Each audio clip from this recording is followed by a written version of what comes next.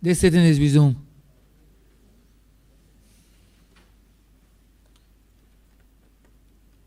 Honorary member for St. James South. Thank you very much, Mr. Speaker.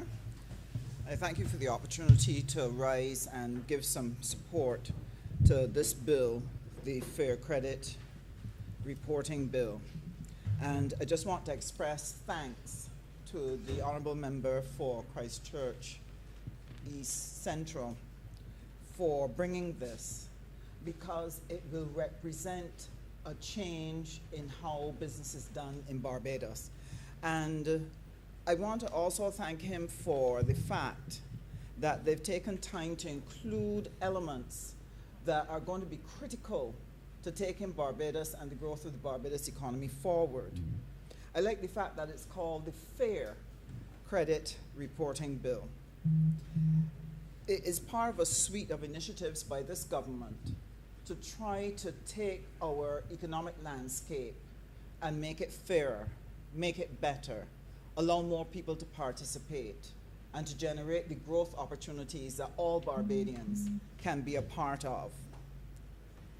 It is also a bill that will help us to be able to compete globally and to be able to engage in greater investment further afield, because we're putting in place the very necessary structures that will make Barbados a place to do business, a place to invest. And I see the three basic impacts, Mr. Speaker, as being able to do what Barbadians call make wrong things right. It will help us to be able to engage in our single market in a significant way, and I want to be able to speak to that. And it helps Barbados to be able to act globally and to be a global player who is meeting the requirements for engagement at that level. So, Mr. Speaker, one of the things that would have impacted on individuals and businesses across Barbados is the whole issue of credit history. How you are judged in relation to having access to credit, in relation to being able to get investment.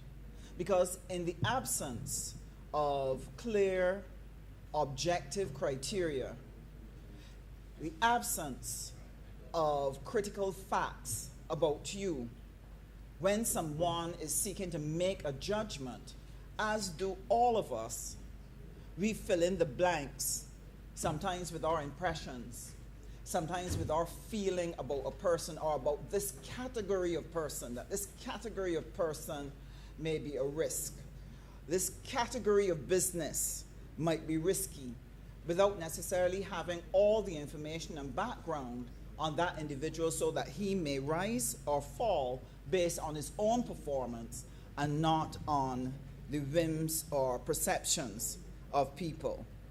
And this has been a challenge because many good ideas have gone down the tube in Barbados because the person making the request may not seem to meet the criteria that a business may have. And so it is important that we're able to put in place a fair credit reporting system that will bring some transformation for individuals and for businesses. When I was with the Small Business Association, we would constantly run up against problems that small businesses would have in accessing credit, sometimes being turned down without really knowing why they were turned down. And I remember on one occasion, an entrepreneur said to me that they had run into a little problem paying a bill. It was late. And the credit reporting system had just started, but it was not yet regularized. There were no regulations governing how they operated. The entrepreneur, knowing that he had the bill to pay, went and paid the company, only to be told that the credit bureau and the person collecting that payment would keep them, would put a negative report on the person because they were not paid their fee.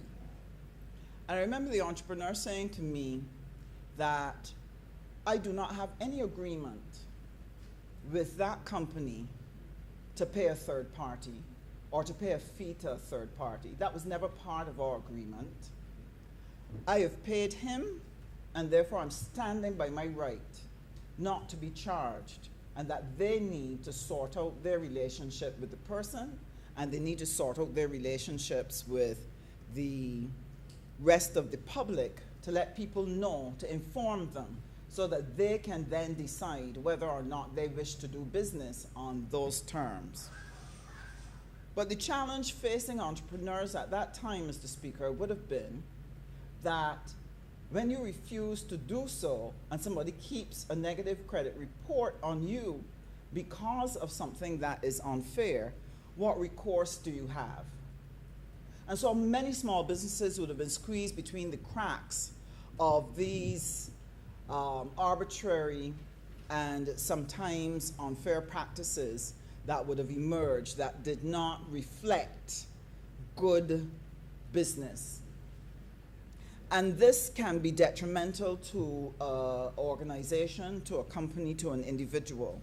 And that is why I deeply appreciate what the Fair Credit Reporting Program offers to individuals and to businesses in this country. Because it says, first of all, that the person must consent to have their data used. They have to consent to their data being shared. They have to be able to identify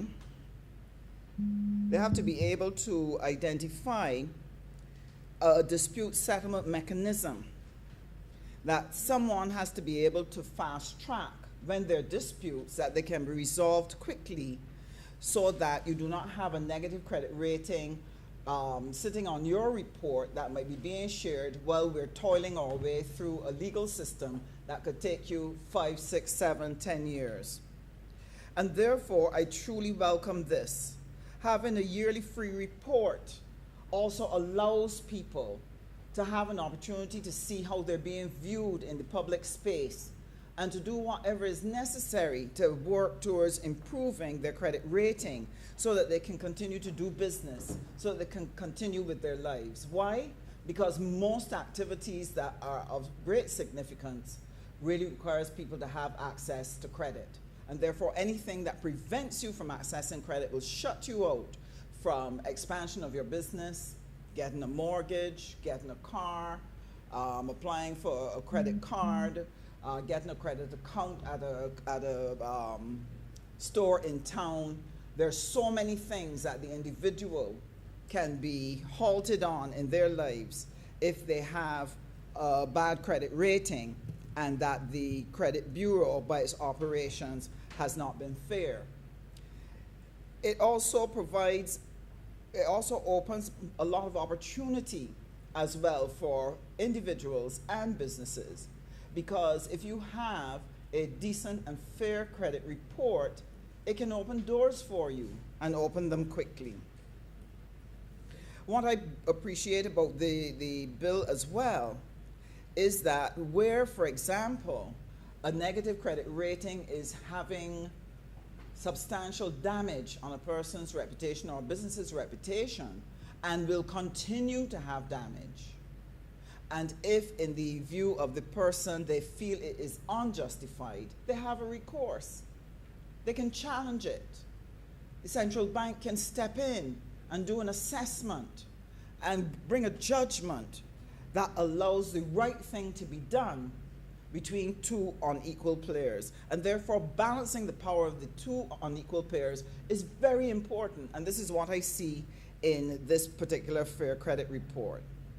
So I appreciate very much what it is going to do in relation to helping to right some of the wrong things that had occurred in times past and give people an opportunity to be able to live and survive and recover from negative things that may have occurred because of their fault or not their fault, but they still have a responsibility for it, and to be able to make some recovery and move forward.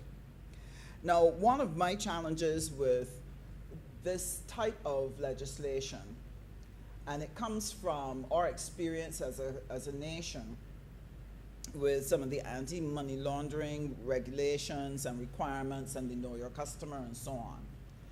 What we found in the business community is that there's such a strict and sometimes overreach in terms of the interpretation of what the rules are asking of them, and the fear of doing wrong, that sometimes you find that persons are not able to make a sensible judgment on these facts and circumstances that are in front of them, and seek to work with their customer to resolve an issue, and to be able to still be able to defend that this is meeting the Know Your Customer requirements and meeting all the demands that are made in relation to ensuring that you are checking every element to ensure that there's no money laundering.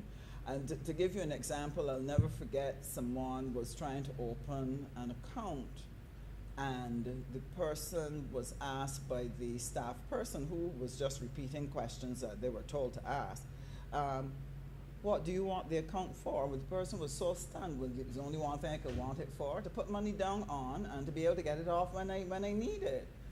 You know, instead of asking the question, well, what activity will be generated that will bring money to this account?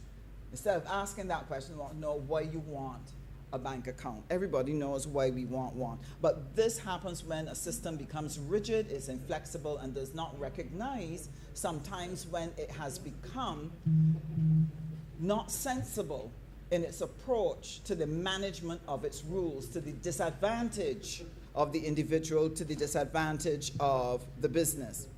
And so that inelasticity of the system needs to be addressed, and to make sure that we help people to understand what are the behaviors that allow us to meet the requirements of this rule without being so excessive that you choke commerce, you choke investment, you choke business, and therefore choke economic development.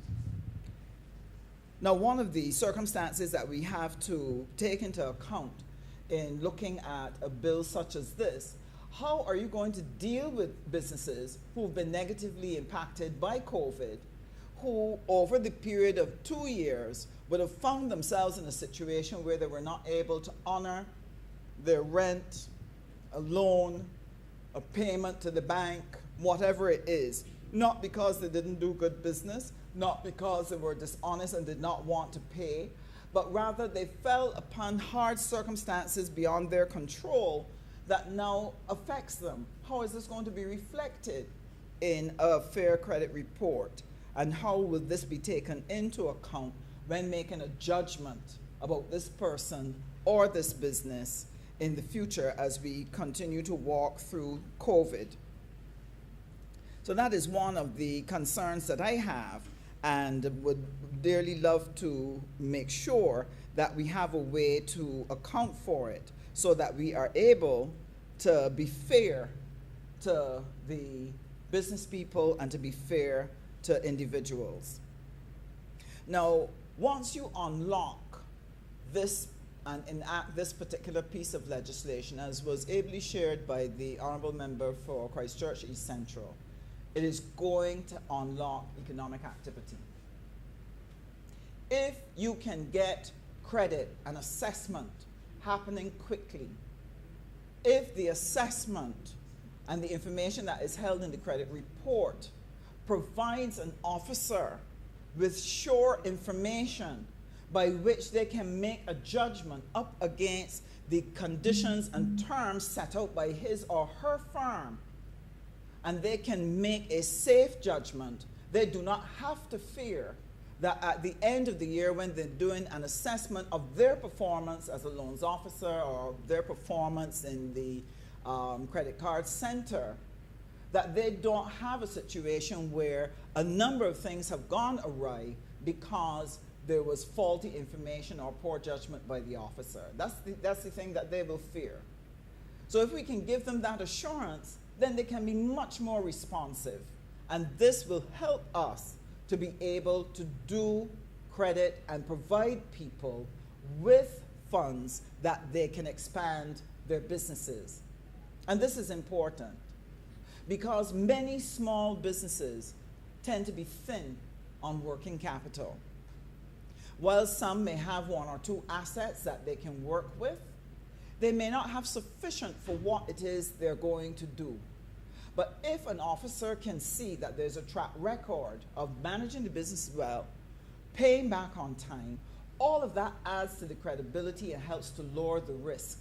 If the area in which they want to perform is one that there's confidence that it will do well at this time, in this environment, then they're going to stand a much better chance of acquiring that loan. And what will that do? Generate employment. What will that do? Allow an entrepreneur to be able to purchase more supplies. And we hope that they will be able to get involved in some level of export so that we are able to make trade happen. So this becomes so important for our being able to do trade. Now, this is going to be particularly helpful with the growth and the development of the single market and economy, CSME. This government has been working assiduously from the time we have come into office to seek to revive the CSME and to revive the engagement so that we're able to make strides in putting in place the instruments, putting in place the initiatives and the various services and systems that will allow commerce to happen across the Caribbean. It is important that we are able to register a business in Barbados and know that we don't have to go through the whole process again, all through the region, if we want to expand and open another place. It is important that you have a credit report, that if you wanted to be able to open something in another country, you wanted to do franchising, and this is one of the things we want to encourage our entrepreneurs to do, to start franchising the businesses that they have, because in Barbados you have some businesses that are doing very well and a franchise model will actually work. But if they're able to have a good credit rating and they're able to borrow from different places in the region because the lending institutions have that confidence in the credit report, this is going to make it easier for people to be able to access loans, access capital, that they can start businesses across the region, and it will strengthen the entire CSME network. One of the areas that CARICOM is paying special attention to is Guyana. And Guyana is looking forward to between $23 to $30 billion additional income coming from their oil. That is tremendous. So there's a tremendous boom going on in Guyana, and Barbados has to be a part of it. And I want to applaud the Chamber of Commerce. I want to applaud I believe they are called the Barbados Guyana Entrepreneurs Group. They have been working to be able to penetrate the Guyanese market by being able to go and see how they can sell services, how they can invest, how they can do joint ventures. Now, it's important that when people are doing joint ventures, that they have ease of access to the backgrounds of the persons that they are doing business with. The absence of fair credit reporting tends to limit people to doing business and joint ventures with people that they know. But that is a very limited circle, and it may not be the best decision at all. But if you have a fair credit reporting program that's not only here in Barbados but across the region, it makes it possible for people who did not grow up with each other, they didn't all go to Lodge School or to Commermere, that they're able to feel comfortable engaging in an investment initiative with each other because they have access to fair credit reporting and therefore can have the confidence to do business with each other. But right now we're limited very much to school ties. Seems to be a big thing among the males, especially, Mr. Speaker. I'm not quite sure why. We have to work out the psychology of that. Yeah, that too. That too. The other thing that is critical then is this prepares us for something even bigger. And that is to participate globally. I read with interest that Guyana has welcomed the Vice President of Ghana, and they've been in discussions looking at what kind of business opportunities can go on between the two countries. And there is tremendous interest in investing in Guyana. And one of the reports mentioned that the president, Mr. Ali, he has made a pledge that one of the things he is going to do to be able to encourage the investment from Ghana and the trade with Ghana is to try to cut the red tape, to put systems in place that makes it easier and faster for people to do business. And what we have before us is an instrument that will help Barbados to do that as well, to make it faster and easier to do business.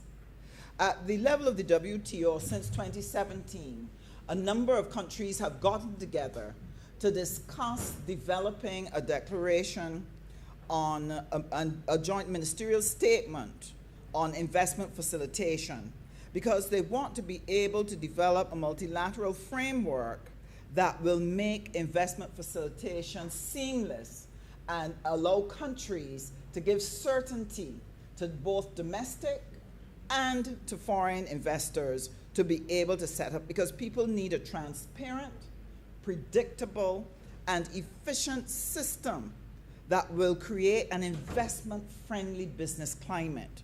And this is what is going to make it easier for us to be able to attract investment into Barbados. How are we going to attract people to invest in the marijuana industry? How are we going to attract people to invest in the renewable energy industry? And all the other things that Barbados has on its plate that it wants to use in order to create that forward thrust in our gross domestic product, to create economic growth.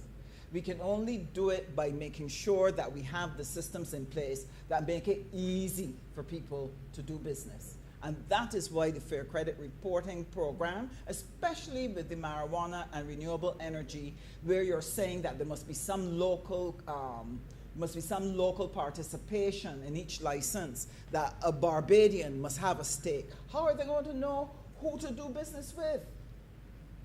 They didn't go to school with us. How are they going to know who would be a beneficial partner? Can they rely on hearsay? Can they rely on talk at a cocktail party? If you have a fair credit reporting system, Mr. Speaker, it is going to broaden the opportunity for more Barbadians to be able to signal their interest to foreigners that they want to be able to participate in these two industries and be a local partner in that initiative. And this Fair Credit Reporting Program gives them that opportunity. It unlocks, Mr. Speaker, the opportunity for investment. So this is tremendous. And that's why I really applaud the Honourable Member for Christchurch East Central for bringing this, because this is absolutely vital for us to be able to do what it is we need to do in order to grow the Barbados economy. Now, I listened with interest to the Honourable Member for St. Michael West about not hearing what are the plans for the growth of the economy. It's unfortunate because we have constantly come to this chamber and we've put initiatives, one after the other, that are designed to help us to build a robust and strong economy, while at the same time coping with COVID, coping with the fallout to the ordinary citizen who needs support to be able to put food on the table.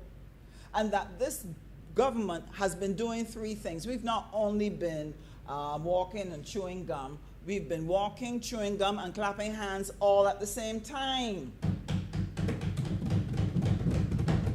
It is unfortunate that the Honourable Member has missed that in the presentations, and that greater attention to what we discuss in this chamber will make it easier for him to see and recognize that we are doing all three things and that we have a plan for the economic growth of this country. Now, sir, on the international stage, yes, we have been doing very well in attracting loans. We've been doing very well in getting technical cooperation. Barbados has been building a name for itself on the international scene.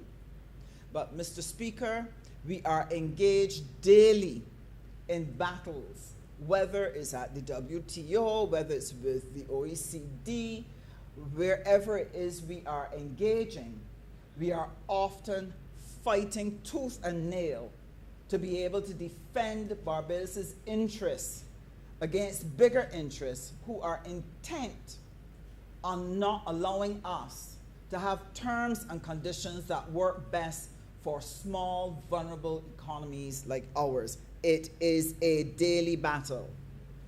The issue of correspondent banking is not foreign to anyone in here. You're having more and more difficulty in being able to settle payments as you find this noose being put around our necks that's making it difficult to be able to settle our bills because people do not want to take the risk for the little bits of money that we are transacting that they find that we are not strong enough in relation to our monitoring and therefore create a problem and a risk for them. And therefore what they're going to earn makes it not attractive for them to bother. We're not worth the trouble. But Mr. Speaker, that is a death knell for us.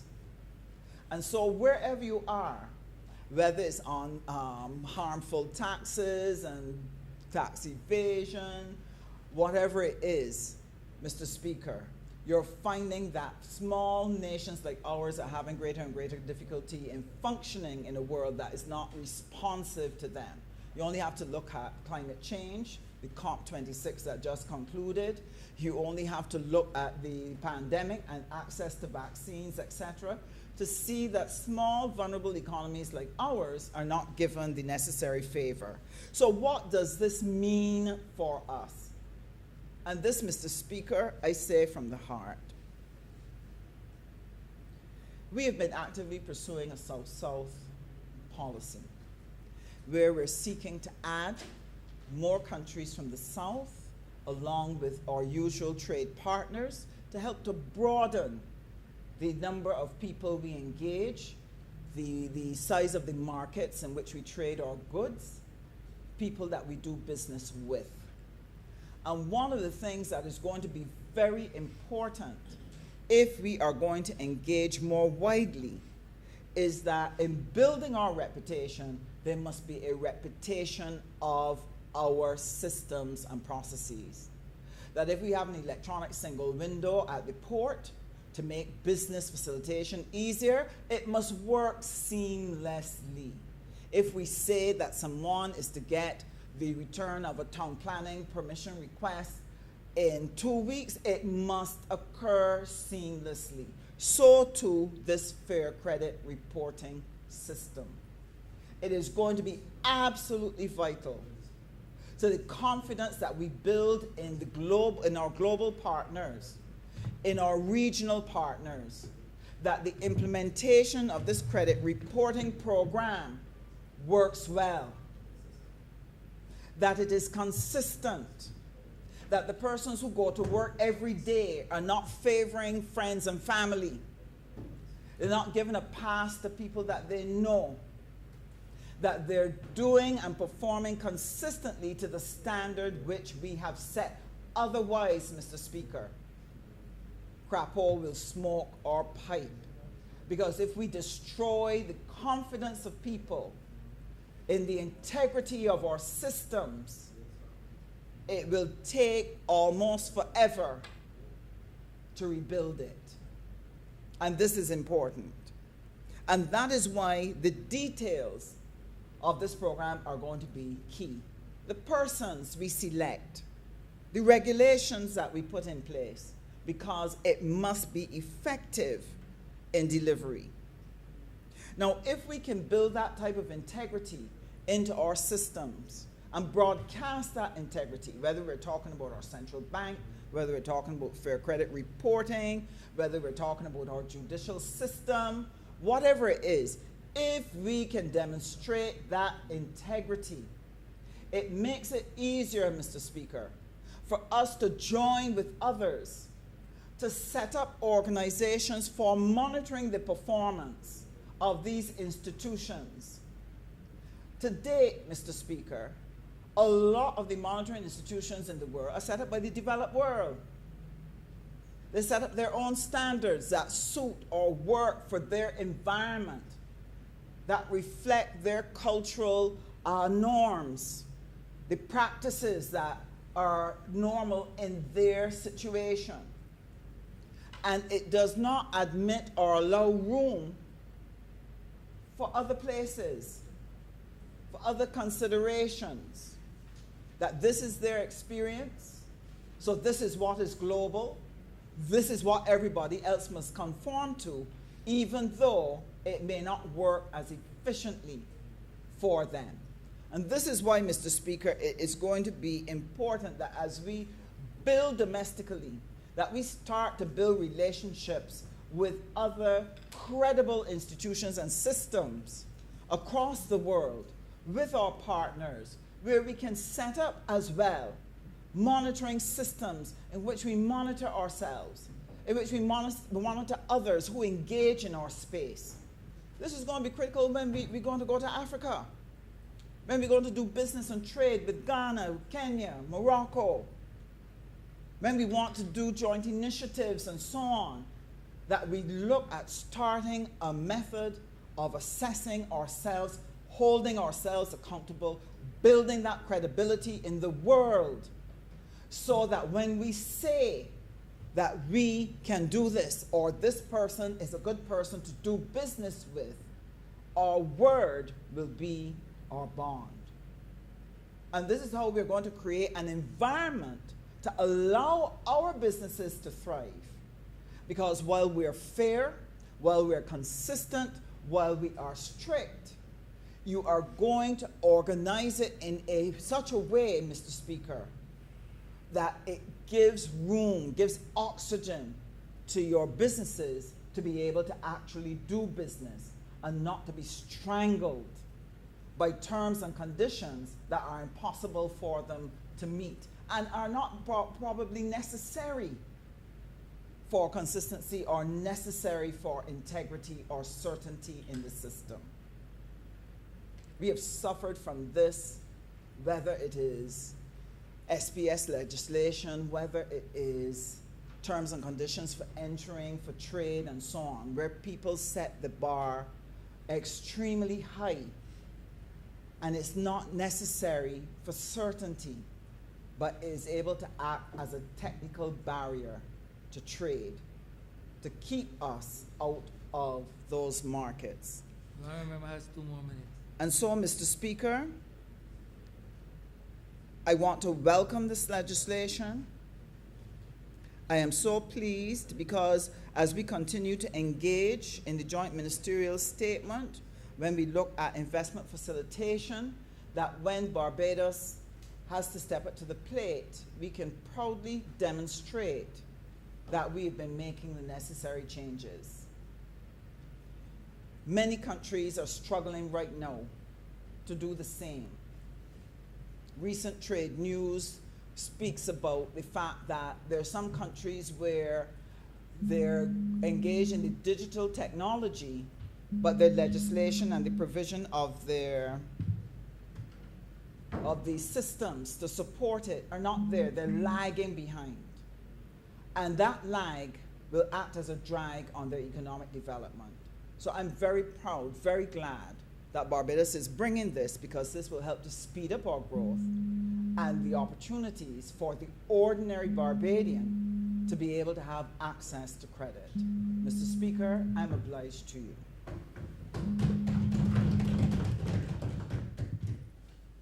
Honourable Member for St. Philip South.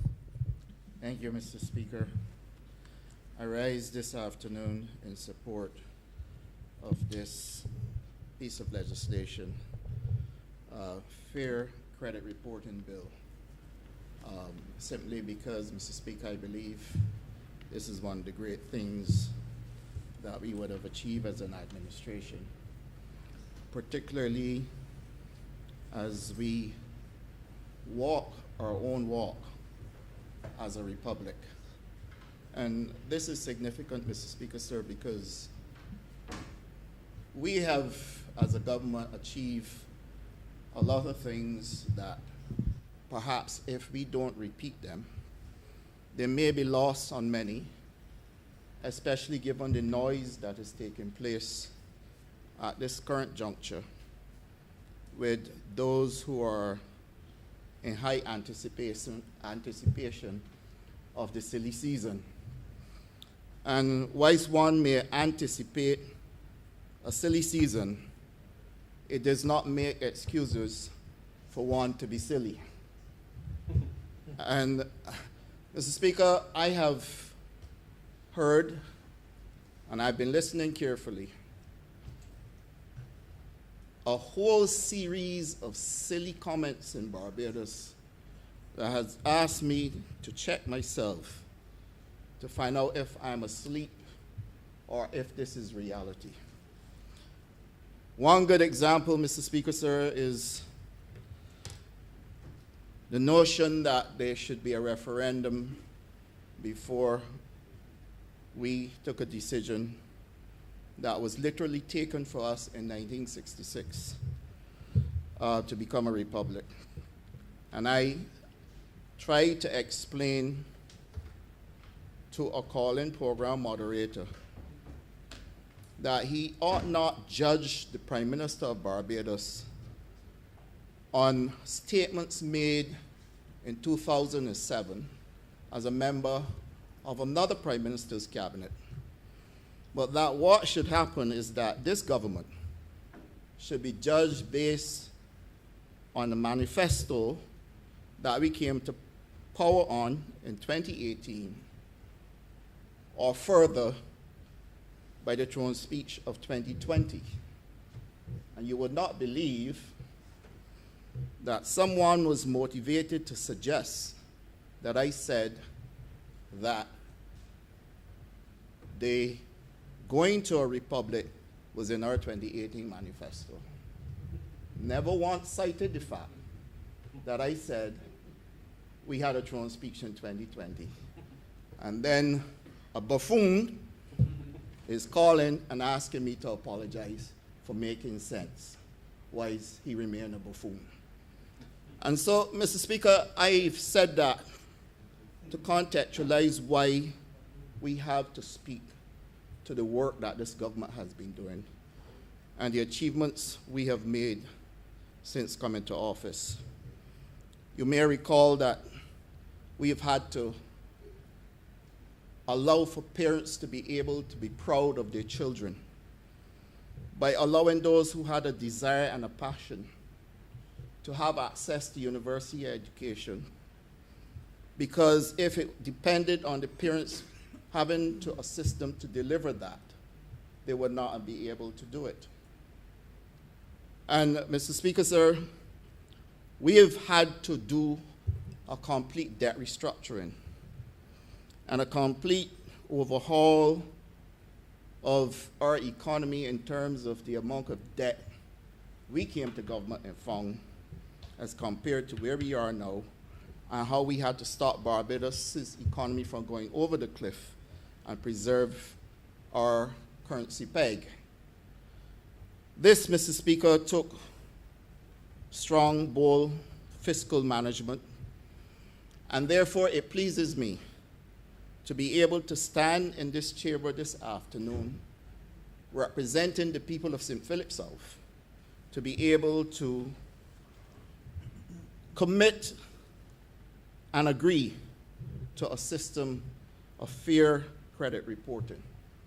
Because, Mr. Speaker, I applaud the member for Christchurch East Central for bringing this piece of legislation here But I also want, Mr. Speaker, to challenge him to do some other things as well. Because we got this right. But in order for this to work effectively and for Barbadians to be able to be given a fair credit reporting, there are a number of things that I challenge the member for Christchurch East Central to look into. And I am saying so given my background as a business person who would have spent many years in business and understanding the banking system. And I will be on record, Mr. Speaker, for drawing to the attention of this honorable chamber a number of things that we in a 21st century construct as a government must manage just as we did our debt restructuring and manage boldly. Credit and credit reporting must connect with one's credit history. And there are things that may influence one's credit history. And I am cognizant, Mr. Speaker, sir, that we have several Barbadians who, with the best of intentions, did not understand financial literacy. And therefore, because of that, they would have found themselves in a place where they ought not to be, simply because of a lack of a robust system that helps to deliver Barbadians with financial literacy.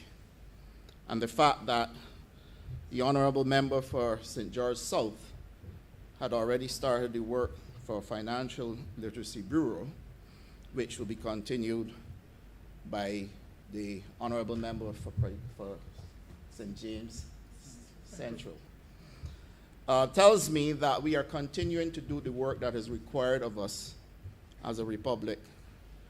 Well, Mr. Speaker, this does not only reside with us as a government. I believe the financial services sector must play its part as well. And perhaps this is where the crux of my speech is anchored. Because for too long, I have seen situations where good men have been perceived or treated as if they were bad. And whilst I understand a system where the financial services sector is perhaps highly risk averse, sometimes justifiably so, sometimes purely just to be difficult. And I give you an example. Young man lost his mother and father, is unemployed, has no means of income, but the insurance company is writing him a check due to the death of his mother. That check is written in his name, but has to go to a bank. And that young man is having difficulty depositing that check because the information that the bank is asking for, he's not readily able to deliver. Now, he has done no wrong. He doesn't have a bad credit history. He didn't steal the money. There's enough evidence to show that there was a death because there's a death certificate. The check itself is proof that the insurance company wrote the man the check.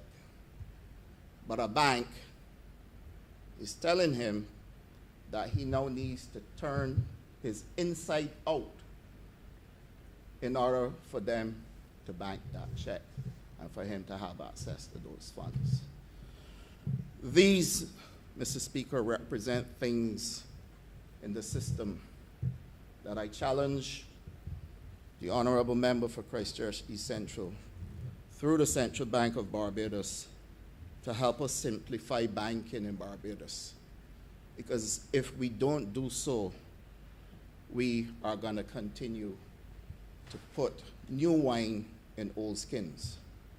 And Mr. Speaker, I have said over and over that when you look at fees that are charged sometimes to people who had a difficulty paying in the first instance, that person's credit history may very well be worsened with the cumulative number or amount of fees that are added to an account that is overdue, and then interest rates accumulating as well. Now, I personally feel that you should charge a late payment fee as a justified means of disciplining a person. And so if you're going to discipline a man, then a late payment fee can't be applied 2 or 3 days after payment is due, with the notion that I am mandatorily charging you a fee because this is one other revenue stream that I'm adding, when in actual fact a penalty doesn't even work that way. Because you have to have accumulated a prolonged period of not paying for you to penalize somebody. I mean, you can chase them, you can remind them, you can have a system of even counseling where the bank can have a customer liaison officer that can speak to the person. And then, after a period of frustration, then a penalty is applied. But the notion that 2 or 3 days after a payment is due, a person is penalized, that then adds to the person's credit history because the situation has been worsened. And so when that person's credit history is going to be reported through no fault of his or her own, but due to a construct that is designed to generate more and more revenue off the backs of those who are experiencing difficulty, is where people's credit rating will not necessarily be what it should be. And Mr. Speaker, sir, this bill allows for people to be able to do debt consolidation because of information that will be readily available to the financial services sector. But Mr. Speaker, we have a problem with credit cards in Barbados. And whilst this may be a global phenomenon, Barbados is a republic.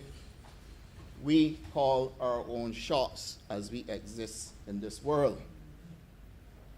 And Mr. Speaker, I am afraid that what is happening with credit cards in Barbados must be addressed. You have the highest interest rates uncontrolled. You have late payment fees uncontrolled. And you have membership fees as well. I am not saying I want to tell anybody how to do business or how to run their affairs. But a credit card is essentially a loan, a pre-approved loan. That's what a credit card essentially is. And I strongly believe that if a financial institution issues a credit card to a customer, that they're doing so knowing full well that that risk that they are taking cannot only be the cost of the customer. And whenever you have customers being penalized the way they're being penalized with late payment fees, they are carrying the cost of the bank's or financial institution risk. And Mr. Speaker, I strongly believe that the time has come where credit cards should be reviewed the use of credit cards, the entire mechanism, the structure needs reviewing. A business entity that takes a credit card issued by a financial institution is being charged 4, 5, 6% of their revenue for allowing the convenience of a customer being able to pay with plastic. And that charge, Mr. Speaker, sir, may very well be what is causing the company to lose money and cannot secure a profit at the end of a financial year. Because if you're doing more volumes of business by way of plastic, and that for each transaction you're being charged up to 6% in some instances, Mr. Speaker, and this takes simple arithmetic. Your profit might be X. The VAT on the transaction is 17.5%, Mr. Speaker. And then there may be other charges as well, all being added into one total. That 6% or 4% is being applied to VAT and all other charges as well, not just the simple basic cost of the item. And therefore, by dint of the way the mechanism works,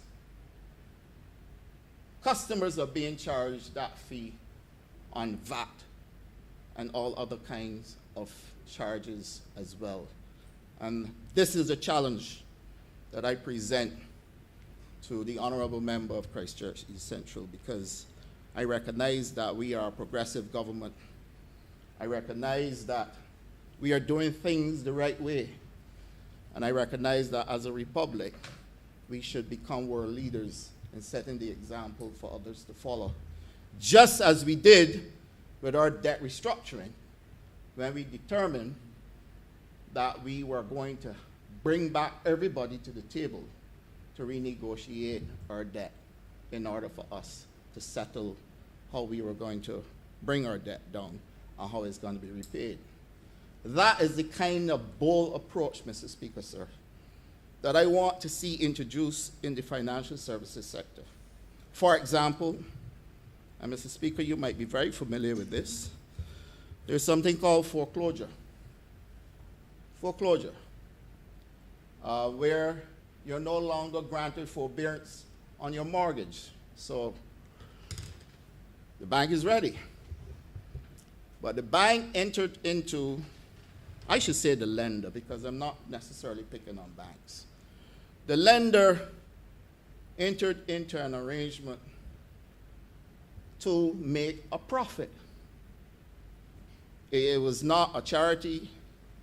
It was not a social club event. It certainly wasn't a gift. And Mr. Speaker, at some point in time, the person with the mortgage becomes unemployed or sick, but would have paid for many years, probably 15 out of 20, sometimes 18 out of 20. And that person then loses the property because there's no compromise on the interest rate. And more often than not, the amount that was repaid in interest is more than double the principal sum. This is wrong. This is wrong. And so, how do I enjoy a fair credit report, Mr. Speaker, sir, if at the point where I have already paid off my principal and interest, I still can lose my property? We were bold as a government to make sure that didn't happen to Barbadians. We were bold as a government to say, come, let us talk about this. Your skin in the game was your interest. We are at a point where you have to revisit it. That too must be part of our micro fundamentals. Otherwise, the macro responsibility that is laid upon us cannot be achieved, Mr. Speaker, sir. The micro fundamentals we must address within the financial services sector. Sir, a person seeking to get medical insurance with NCDs should not have to be treated as though medical insurance is the sort of thing that you only give when the institution issuing the certificate can only benefit because you're in pink of health, and 9 times out of 10, nothing will happen to you. The person with NCDs need medical insurance more than most. And if it comes at a cost, let it come at a cost. But to treat people as though they're not entitled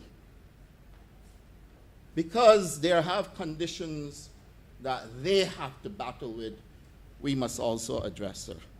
And, you know, I heard a lot of criticisms about Obamacare. Obamacare was treated as though it was the worst thing that can happen to mankind, and that the only thing that is going to happen after that is that Christ was going to come for his kingdom. Those were the critics.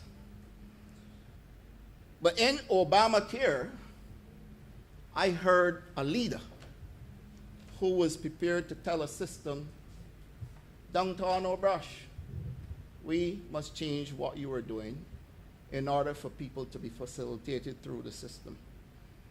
And, Mr. Speaker, those kind of bold leadership initiatives are required at an ethos where people are watching us and where we have made a bold decision, sir, to manage our own destiny, chart our own affairs, and ask Barbadians to walk with us. And therefore, I personally believe that our good work will stand us well. I personally believe also that we are going to take Barbados where no other country in the Caribbean has gone, perhaps in the Western Hemisphere, if we are able to fix our financial services sector to the extent that everybody must understand that the consumer is not the one carrying the risk, and therefore the consumer should not be the one who is being asked to carry the cost of the risk. If I decide to cross the road without looking left or looking right and butt up on a vehicle coming at me, I carry that risk and the pain if I'm struck by the vehicle. But if I look left and I look right and I know that the road is clear, I can walk. I am saying, Mr. Speaker, sir, that with the rigorous type of investigation people go through now in order to get loans, in order to access credit facilities, etc., the cost of so doing cannot only be carried by them. And therefore, Mr. Speaker, I am calling for another revolutionary piece of financial services sector, either by way of statute or some form of regulatory control, for us to be able to address issues as they relate to charges and fees, and how do we renegotiate loans and renegotiate mortgages so that people do not lose their investment because there's something called interest that must be taken care of before principal. And so, Mr. Speaker, if we fix that and we fix the credit cards that I consider to be just way above bearable, then I feel strongly that you would find more Barbadians would have better credit rating and would enjoy a fair credit report as this bill is intended to achieve. And so, Mr. Speaker, I'm obliged to you, and I thank you for allowing me to make this contribution.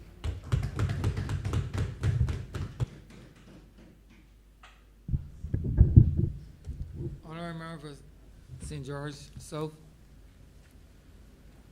Thank you, Mr. Speaker. I rise to add my voice to this bill, which seeks to provide for the creation of a regulatory environment to promote the development of a fair credit reporting system in Barbados. And also, not only to regulate the environment, but to ensure the regulation of the use of such data as it relates to businesses, consumers, or what we call data subjects. And also to secure the keeping of the private data of persons collected by credit bureaus. But Mr. Speaker, before I get into the meat of the matter on the bill, I wish to speak briefly on the work of this government as it relates to, all intertwined with the bill, as it relates to improving the ease of doing business as a government. And Mr. Speaker, let us not forget this government came to office in the year 2018. And when this government came to office in the year 2018, Mr. Speaker, we had a sector that we can classify back then as a dying head. And we know when we in business classify something as a dying head, we know what it means. And in Bajan parlance, we would say in the country and in the town that the business failing or has failed. And we had a small business sector when we came to office that we can classify as a dying head back then. But this government saw the need to energize a very critical sector in this country, the micro, small, and medium enterprise sector, which in some countries account for over 50% of GDP in some countries, and even higher. And if we examine where most of us go to recreate, in the Americas, the small business sector is a vibrant sector that keeps that economy buoyant. And the ease of doing business when we came to office, Mr. Speaker, was a major challenge for this government. And we did a number of things when we came to office to address the ease of doing business. The commercial court was established. And Mr. Speaker, the commercial court was established with a view that commercial disputes should be settled within a short space of time. We know we presided over, prior to 2018, a number of businesses, as a result of stagnation in that sector, the commercial court sector, a number of businesses went out of operation. And I can call a number of them because in my former role as minister in 2018, I saw it within that key ministry of small business, entrepreneurship, and commerce. So the commercial court was established.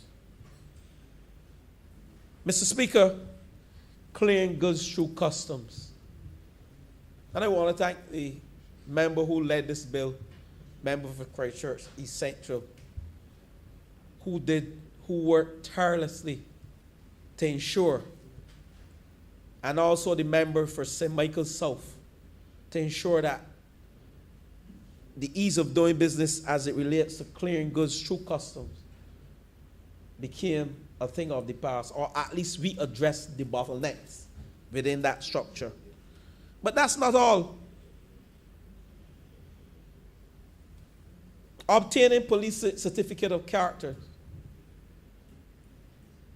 this too was addressed, because this impacted several businesses in a negative way. And we can go on some of the challenges that we face and some of the forward-thinking legislation and policy initiatives that we put in place to address, to ensure that the micro, small, and medium enterprise sector became one that persons were eager and willing to own their own business. And the whole entrepreneurship ethos, we begin to see a number of persons wanting to become entrepreneurs. To the point that school children in this country now, I know of a young boy who followed that ministry, and he's now at university pursuing a degree in management and entrepreneurship, because he was fascinated with the entrepreneurship ethos within this country. And that is no joke. But Mr. Speaker, this Fair Credit Reporting Bill is also one of the initiatives that we as a government have put in place to ensure good regulation of businesses, and that data accuracy, and not only accuracy, and availability to consumers, because I will speak a lot this afternoon on consumers and their rights. And when we talk about data subject in the actual bill, member for Christchurch, Essential, that is who we are speaking about. So, what is the purpose of a Fair Credit Reporting Bill? And when it is passed in the House, it becomes the Fair Credit Reporting Act, right? Member for Christchurch, Essential. What is the purpose of this? And, Mr. Speaker, it helps consumers to understand what action they can take with regards to information in their credit reports. Information is being gathered on consumers all the time. And Mr. Speaker, why does it matter how information about your credit is used? We came to office, and before answering that question, we came to office, Mr. Speaker, and we started the Trust Loan Unit, the Trust Loan Business Unit. And the member for Christchurch Essential spoke about that as well, and the member for St. Philip South, and also the member for St. James South. Because this is something that we have to beat our chests and say to our people, that within the year of starting the Trust Loan Unit, we opened or started over 4,000 small businesses in this country. Over 4,000 small businesses in this country. And we didn't only start the businesses, but we provided those businesses with $5,000 on a loan with a very small interest, nominal interest repayment. But more importantly, you never had to go through any cumbersome regulation to get the loan, because we wanted to ignite that critical sector that I believe in a few years to come, we will see the benefit of it to this country. Because when a country goes through a recession, and when a country is having its financial difficulties, you need a buoyant local economy. Because we can't control what happens outside of Barbados in the first world. So you need a buoyant local economy to give you a little buffer to ensure that we don't go back to those old days of printing money that we came from. And I see pundits talking about we are printing money. You know, red herrings they're trying to throw there so that people can say we are the same. But we can't compare ourselves to the last government or prior to 2018 at all. And I'm getting into the politics today. Because at the end of the day, the people of this country must understand that legislation such as the Fair Credit Reporting will benefit consumers in this country. And that is where I pitch. Because those businesses, those small businesses now can pick up a phone and call the credit bureaus and question their credit information. So when they go to the credit unions and the bank, and thank you, member, for St. James South, you know, I respect you in this field and in other fields too, as my colleague. You know, you spend a lot of time in this field and you also add value to me when I became Minister of Small Business, and I have to recognize that and let the people of St. James South know that they have someone who is value added in this cabinet. So when people down there talking foolishness, we can't put up with that. You here to stay for a long time. So I want to thank you for the work that you have done in small business in this country.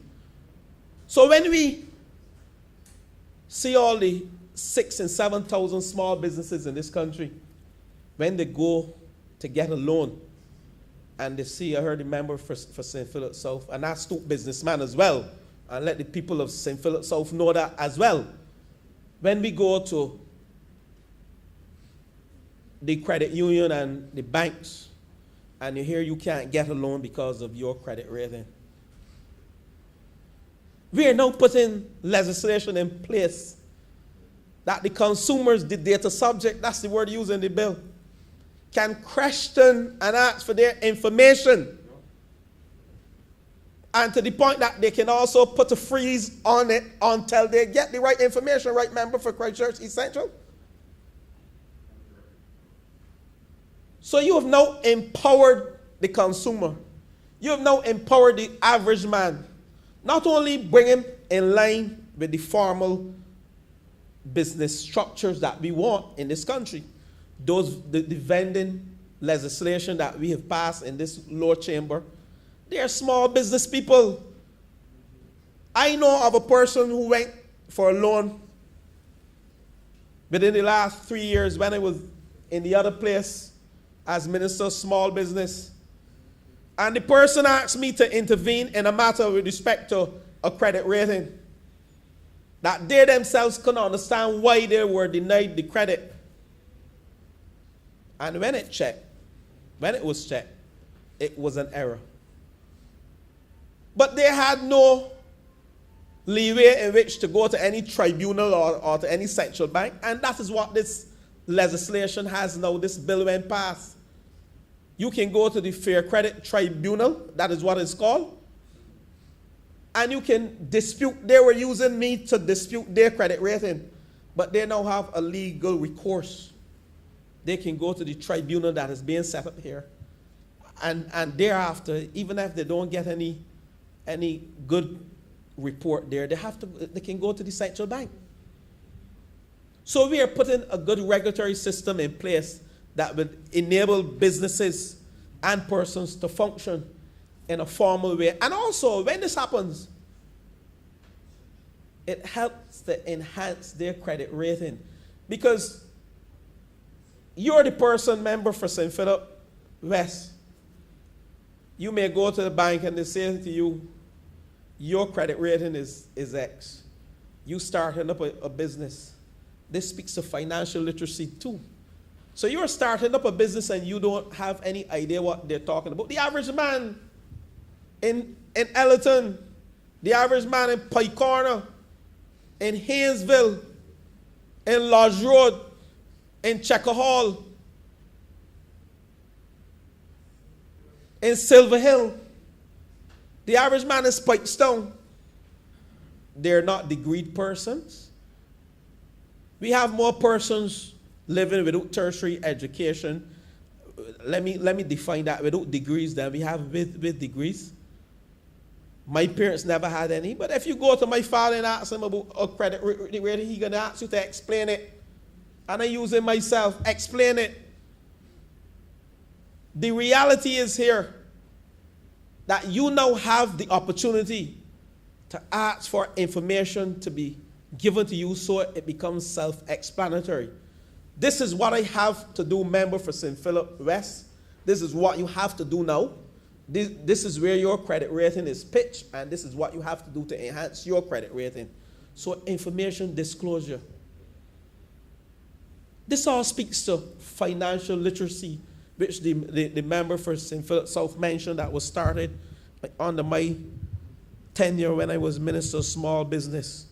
So your credit history, Mr. Speaker, affects more than just your ability to access loans or the annual potential percentage rate on your credit cards. It affects more than that. And I don't want to repeat the members because the members were self-explanatory. The member that just spoke about credit cards and why we need to have these things explained to us. But for instance, prospective landlords can check on your credit rating as well to determine whether they can risk you, as a tenant. So these are some of the things that this Fair Credit Reporting Bill speaks to, and it allows you to access information. It also gives you the right to be told if information in your credit file is used against you to deny your application for credit, employment, or insurance purposes. And I spoke to that earlier. It also gives you the right as a consumer and a businessman to access all the information a consumer reporting agency has about you. So you can access everything. And this is called file disclosure. That is what it is called, right, member for Christchurch Central? File disclosure, that's the term. It gives you the access to your credit report, but it also restricts others' access to your credit report. So you can't go around giving persons information willy-nilly unless it is being used for the purpose of that person being accessing credit. So in general, the access is limited to people with a permissible purpose, such as landlords and creditors and insurance companies. So, Mr. Speaker, if you find what you believe to be inaccurate information or incomplete information on your credit report, you have the right to dispute it. So all this is speaking to, Mr. Speaker, this is speaking to empowering the small man, empowering our business sector, empowering our data subjects, which are the consumers. But the credit bureau then would contact the data furnisher to confirm whether the information is correct. So you have a high level of what we call transparency. And if the information is not correct, the credit bureau will either correct it or remove it within a certain time period. This has given not only the consumers, but businesses generally, insurance companies, this has given them a level of comfort as it relates to doing business in this country. It also, this Fair Credit Reporting Bill also gives you the right to put a security freeze on your credit report, which ensures that potential lenders cannot check your credit report without your first lifting the freeze or providing the specific lender with an access or with a report. And these are some of the things under Section 21 that is outlined in the Fair Credit Reporting Bill here. I sought to summarize the rights under the Fair Credit Reporting Bill. You must be told under this bill if your information in the file has been used against you. So anyone who uses a credit report or another type of consumer report to deny you application for credit or to take another adverse action against you, they must tell you under this bill. They must tell you. I must give you the name, the address, the telephone number of the agency. So this is real transparent here.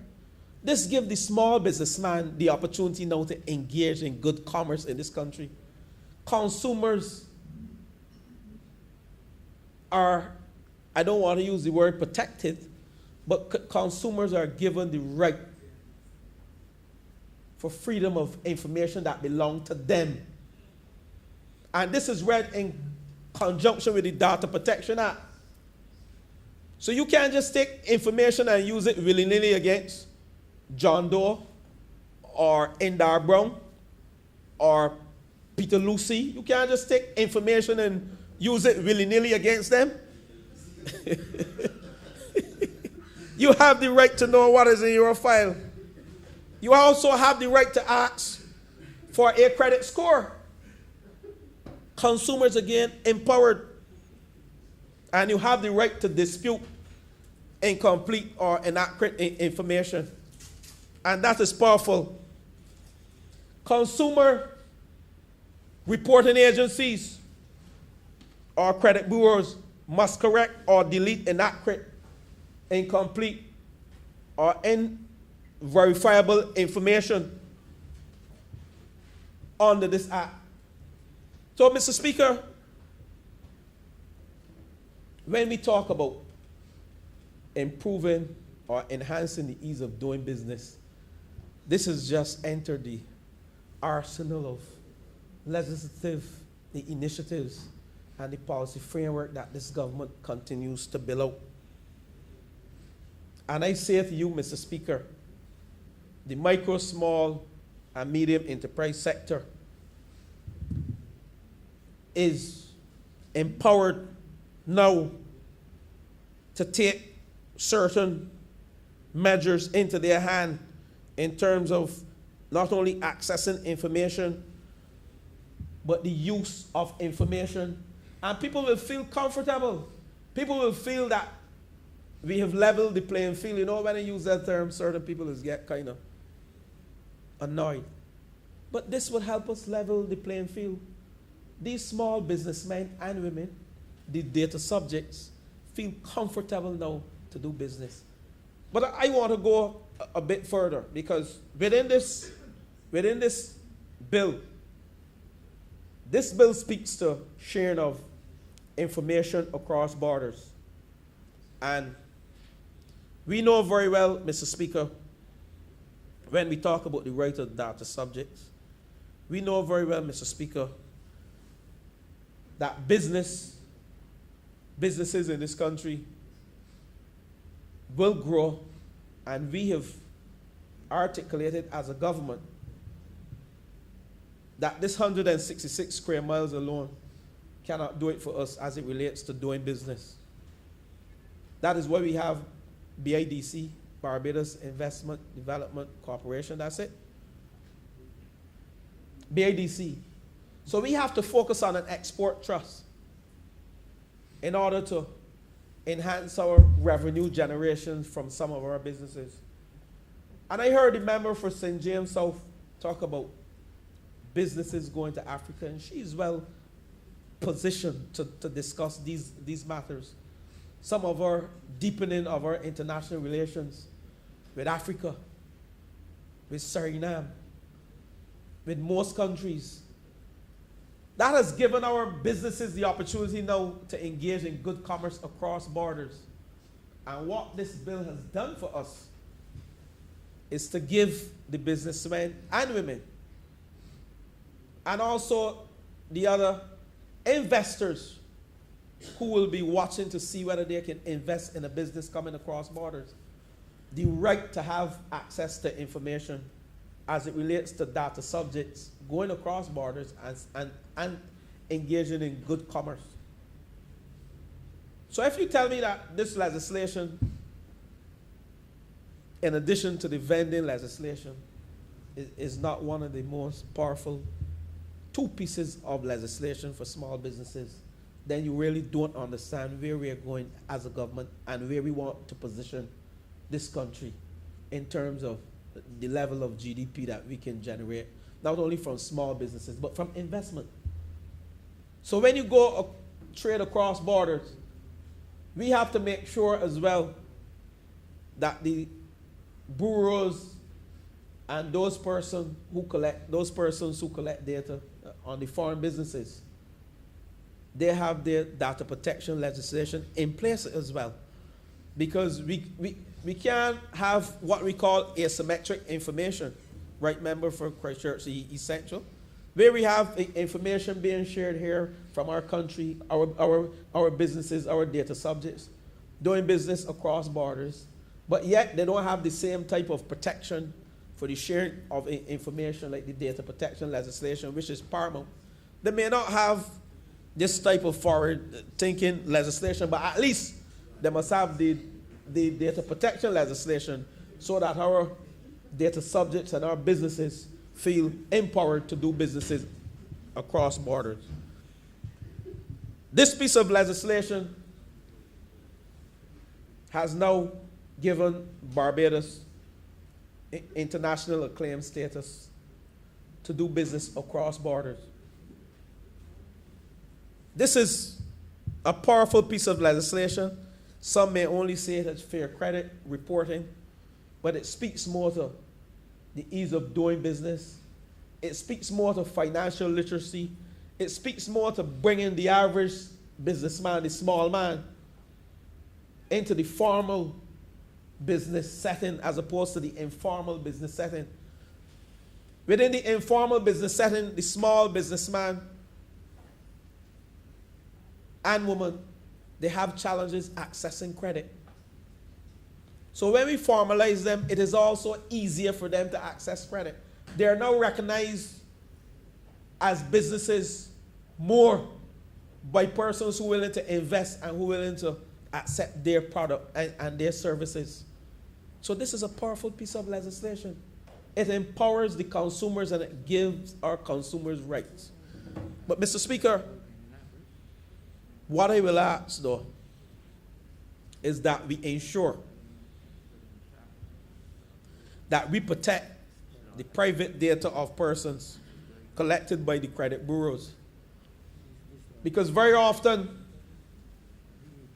and in the past I must say, legislation has been passed that I call one-sided legislation, where the average man and the consumers and the small businesses were not protected by the legislation. But legislation today must give that balance, that the small man, that is the only way this economy will grow. We have to empower the small businessman in this country in a meaningful way, that we can eliminate poverty, we can eliminate the vulnerable groups through empowering and enfranchising working class people in this country. And I'm so pleased for that piece of vending legislation, which when married to this piece of legislation will give businesses and the small businesses the confidence and the motivation to take their businesses across borders because they see a level of protection and they will not be disadvantaged. So I want to thank you, the member for Christchurch Essential. You know, you're a man of many words, but today, when you spoke, you give me goose pimple because you truly understand the whole gamut of fair credit reporting and what it can do to the psyche of small business people, what it can do to the micro, small, and medium enterprise sector. And as the member for St. James South said when she was ending, what it can do for businesses beyond this 166 square miles. And with those words, Mr. Speaker, I'm obliged. Honorable member for St. Peter. Thank you very much, Mr. Speaker. I want to add my voice and a few words to this debate on fair credit reporting And to say that one of the reasons I want to do this is because when people hear these terms and these titles of bills, I do not think it always immediately comes to their mind what is being contemplated, what the impact on their lives could be as a result of some of these things. And as a matter of fact, Mr. Speaker, whilst I respect you and other persons who have studied the law, I am still of the view that attorneys seem to try very hard to find a way of making simple things seem very complicated. And I say that with all respect, Mr. Speaker. I do not want Honorable member, be, to be put out. honorable member, be a little bit careful in not what you say, but how you speak. How I say it, okay. Thank you for the guidance, Mr. Speaker. Thank you for the guidance. I do understand why sometimes what I said previously could be interpreted as being true. And that is because it is because in making sure that guidance is complete, is accurate, sometimes you have to add words, sometimes you have to phrase things in particular ways to make sure you cover the bases. And I understand why that is necessary, because it is fine when there's no issue. But when there's an issue, if what you've crafted ends up with a lot of loopholes that you didn't plug in the drafting. We call it lacuna. Lacuna. Lacuna in the law. Right. Lacuna are created because legislation is not properly crafted and drafted. But this Fair Credit Reporting Bill is one that impacts all of society. And I started the way I did because when I first heard the name, I myself wondered initially if it was a piece of legislation that really impacted everybody, until I understood what was being contemplated when we discussed it at the level of the cabinet. And I want to say that this bill is yet another step in this government's not just attempt, but action in developing our country, in developing its economic and financial architecture. I've said before that even though the Honourable Member for St. Michael West had given in previous contributions the impression that we were moving slowly, I am strongly of the view that in building out this architecture, that we have to do it step by step, because we have to make sure we are bringing along our people with us. In other words, we cannot bring 3 or 4 or 5 similar kinds of bills to this honorable chamber and expect that our people will immediately understand. If we ourselves, who have been charged by our constituents with representing them here, sometimes have to take a while to understand what the intent of these pieces of legislation are. If it takes us a while, then we must understand that we come from among people. If it takes us a while, it will also take them a while. And so I want to compliment again the Ministry of Finance, Economic Affairs and Investment, and in this case, the Honourable Member for Christchurch East Central, for continuing the process. And this is a process that we started immediately on assuming office. We are continuing the process of refining our institutions, refining our structures, refining those tools that will allow us to build a better nation. It speaks to our progress as a nation. It speaks, I think, also importantly, to the fact that that progress is steady, measured progress. Steady, measured progress. This bill is one of the pieces of legislation that will help to bring Barbados to world-class standards. And that has been the vision, it has been the action, or the intent of the action of this government from the time we came into office at the end of May of 2018. We see Barbados as being an equal nation to all other nations. We see Barbados as a country that can be and must be considered world class. In order to get there, we have to make sure that our structures are strong, that our structures are robust, that our structures are resilient, and that our structures will work toward getting us to that point. Now, this Fair Credit Reporting Bill, to some degree, forces a certain kind of action. Because the matter of reporting a person's credit or the creditworthiness of a business will now become more popular, in greater demand, this bill will help to push all of us toward better financial management. And that is important.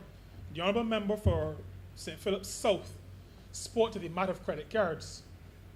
And those of us who have counseled people in money management, I spent most of my working life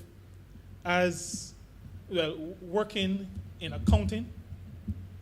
And I can tell you that while everybody wants money, not everybody can handle money. Fair credit reporting helps to drive us toward proper money management. And I believe that, and I heard the Honourable Member for Christchurch East Central says there's going to be a period of time for educating those who are going to be impacted. And I think a lot of that time has to be spent educating our people in terms of how to handle and how to manage the resources that they have. Because all of us have resources. We know the scripture where the person with 5 work and developed 5 more, the one with 2 did similar, got 2 more, but the one with 1 thought he had too little and did nothing with it. And so the idea of managing money, the idea of putting money to work, the idea of being able to work with what you have to achieve what you want to achieve is something that we have to spend some time working on. And so, Mr. Speaker, I want to submit to this Honourable Chamber and to the Honourable Member for Christchurch East Central that the education has to include not just the mechanics of this fair trading, what will become the Fair Credit Reporting Act, but it also has to include how people manage their resources. Things like record keeping. I've spoken to people, small business people, who, when I attempt to put their numbers together, attempt to prepare accounts for them, I ask for invoices. Well, Mr. Speaker, there are lots of people who go, and I remember one gentleman bought some spray for his crops, and I asked him for the bill. He told me, well, when he gets home, he pulls out everything in his pocket, and what is not money or kerchief, he throws in the garbage. Now, that is how a lot of people attempt to manage businesses. Not understanding, maybe not recognizing the value of record keeping. And when I heard the Honourable Member for Christchurch East Central speak to checking to make sure that what is supposed to go to this institution goes there, and what is supposed to go to this other one goes there. We have to inculcate in all of us the necessity to pay attention to the management of resources. And so that there has to be an intentionality about what we do. Record keeping, managing our money, managing our funds, our resources.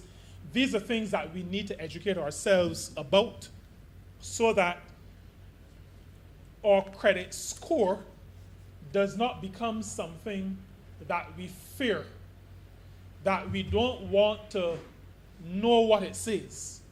But we ought to get to the point where we are confident that whatever is being shared about us in terms of our credit score, our credit rating, is one that reflects the good, prudent management that we have been exercising as we do our daily business.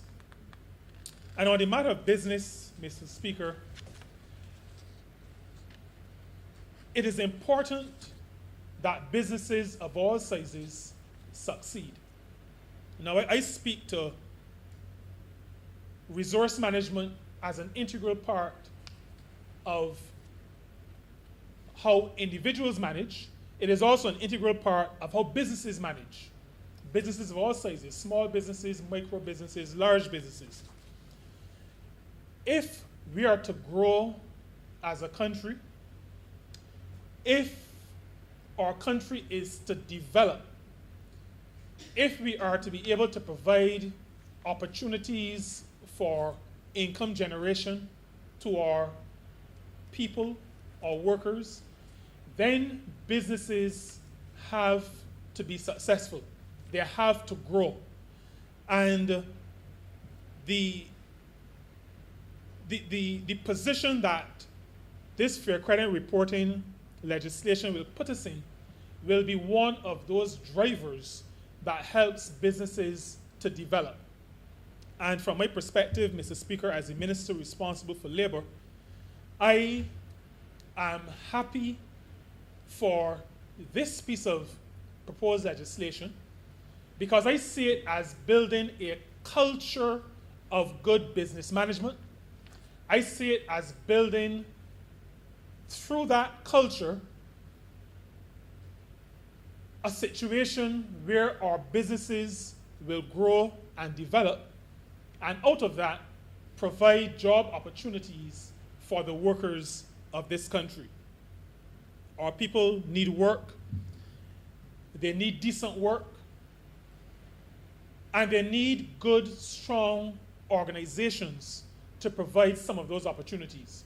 We've said that we don't expect all of our people, indeed we don't want all of our people to work for somebody else, but if you're going to be working for yourself, then there's also the need to make sure that you're managing your resources well. And so we would want our businesses to grow, to thrive, and to present and provide decent opportunities for our workers. Those decent opportunities will be opportunities in an organization that is doing well in terms of how it manages its finances. But, Mr. Speaker, those opportunities will also be opportunities in organizations that treat their workers properly. Opportunities in organizations where people are not abused, where people are not discriminated against, where people are treated as human beings and part of the structure of building a profitable business. And out of that, being able to share in the results of their hard work. And I say that because too often business organizations have a very narrow focus on the bottom line. That is the term we hear all the time, the bottom line. The bottom line doesn't happen automatically. The bottom line, the result of good, prudent financial management, is often, I would dare say, always the result of people applying their minds to their work responsibilities and executing those responsibilities in a way that allows the business to flourish. Robots, machines, neither of them will help a business to spend its resources well. Handling resources is a result of people making good decisions. Those decisions, at least where artificial intelligence is at this point, must be the result of human activity, the working of a human brain and the decision-making process coming out of the frontal lobe. And so the people who will help the business to have a good credit rating have to be treated as people. They have to be respected, they have to be encouraged, they have to be trained. Good industrial relations must be the order of the day if an organization, particularly a business, is going to be effective. It must be the order of the day. I want to echo it was raised by the Honourable Member for Christchurch East Central, St. James South, and I think all Honourable Members who spoke. But the matter of this Fair Credit Reporting Bill playing a role in allowing our business people to move beyond our borders. Mr. Speaker, I do not feel that we can overstate the importance of that particular intention in this bill. 280,000 people in this country, even if you got to 300,000, I don't know what the ongoing census will say. This market is not enough to allow a medium-sized business to become a large business. We don't really have large businesses in this country. And our market will not allow for our businesses, many of which have significant potential, but this market will not allow for those businesses to become large businesses. We have to see the entire CARICOM region as our briar patch. We have to see it as our place. We have to see it as that space where we belong, where we can set up businesses, where we can engage and export. I use the word export because we're moving outside of Barbados, but I see CARICOM as one, so I don't even see it as exporting from Barbados. But we have to have a situation where our businesses can freely move through the Caribbean and establish. The revised treaty of Chaguaramas gives us the ability to establish. The CSME, under that treaty, gives us the right to establish. We need to make better use of those provisions. And being able to go to a country, to leave here, to go to St. Kitts, St. Nevis, and for a financial institution there to be able to access my credit information and to access it in a situation where they know they can rely on the information, that it is not information pulled from somewhere, but that it is good information regulated by the Central Bank of Barbados, that allows the financial institution to extend credit to me so that I can make use of the provisions in CSME and establish someplace outside of Barbados. Therefore, realizing my dream to grow my business.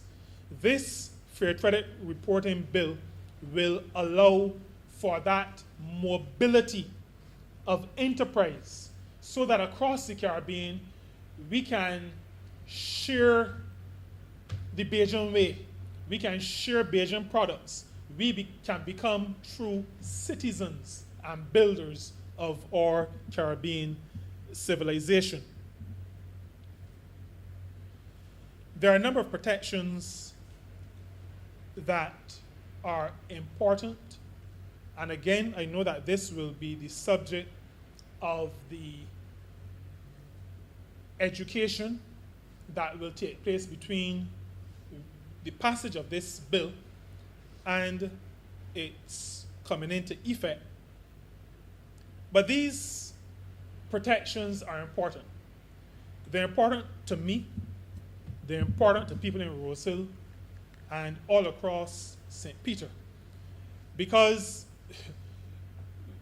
we live in a small society. And even though sometimes, and this happens to me pretty often, you see somebody that you haven't seen since they left school, since you all left school. And so the first question you ask is, have you been overseas? Have you been living overseas? And the person tells you, no, I've been in Barbados all these years. And you say, but I haven't seen you probably about 20 or 30 years. We sometimes feel that Barbados is big. But Barbados is small. And people's business gets put all over the place really quickly in this country. And the protection of persons' information, I think, is very important, a very important inclusion in this bill.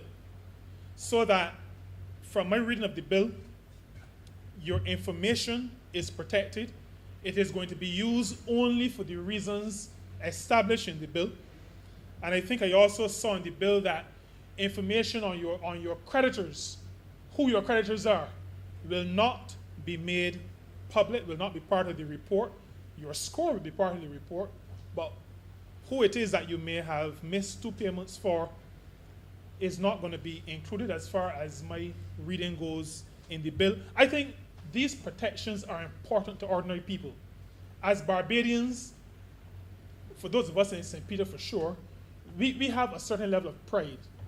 And there are things about us that we would prefer only ourselves and our family members knew. And so we would not want all of our business to be out there because we have to face a certain level of reality. All of us go through difficult times. All of us, if we haven't already, will experience difficult times, challenges. There will be times when some of us will miss a payment or 2. That is the reality of life.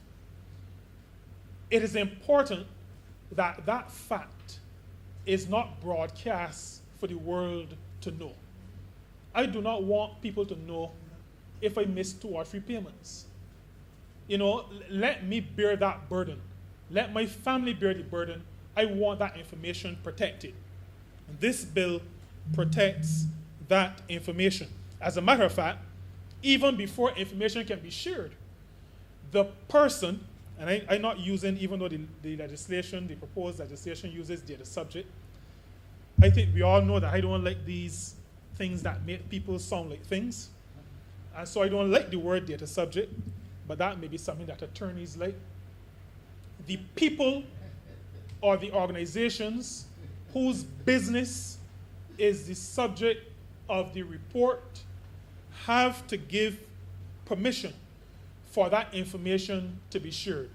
And I think that is important.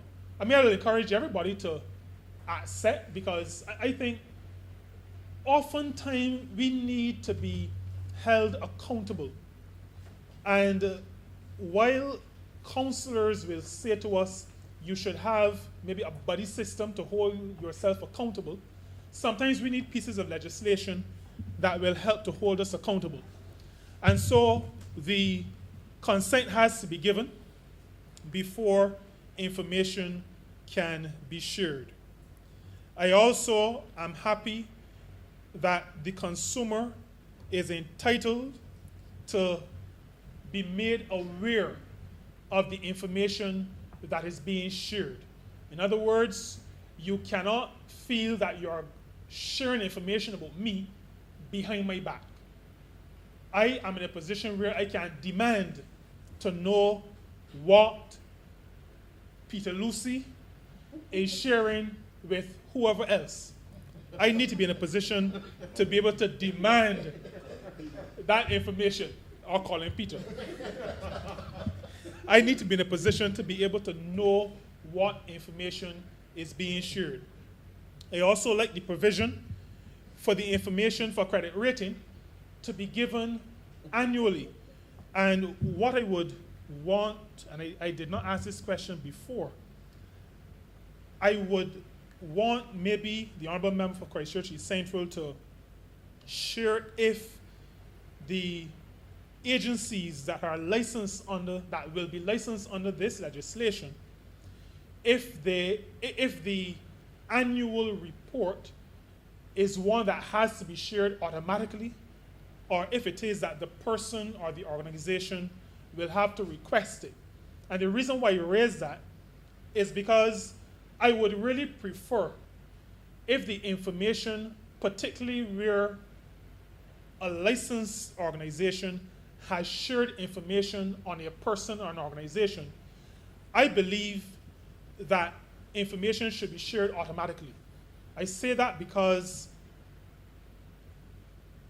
as individuals, we may not, at least initially, have the discipline to, on an annual basis, request that information.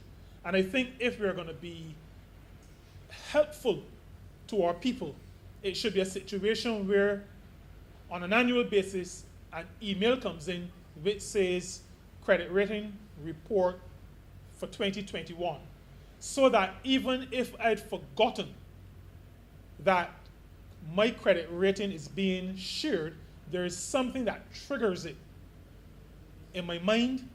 There is something that says to me, check to see where you are, check to see if, as we would say in the country, you have to pull up your socks.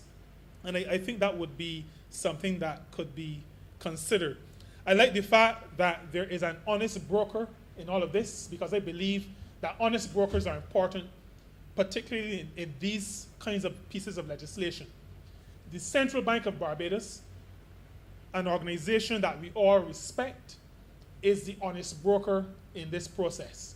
And so I believe that Barbadians across the board can feel confident that first, those organizations that are licensed will have been thoroughly checked, their bona fides would have been reviewed, and that they are not just picking up themselves or because somebody sees a business opportunity and creates a credit bureau, but that the Central Bank of Barbados, a decent institution in this country, has done the review and has license, but is also available to handle complaints at some level if they may get to that point.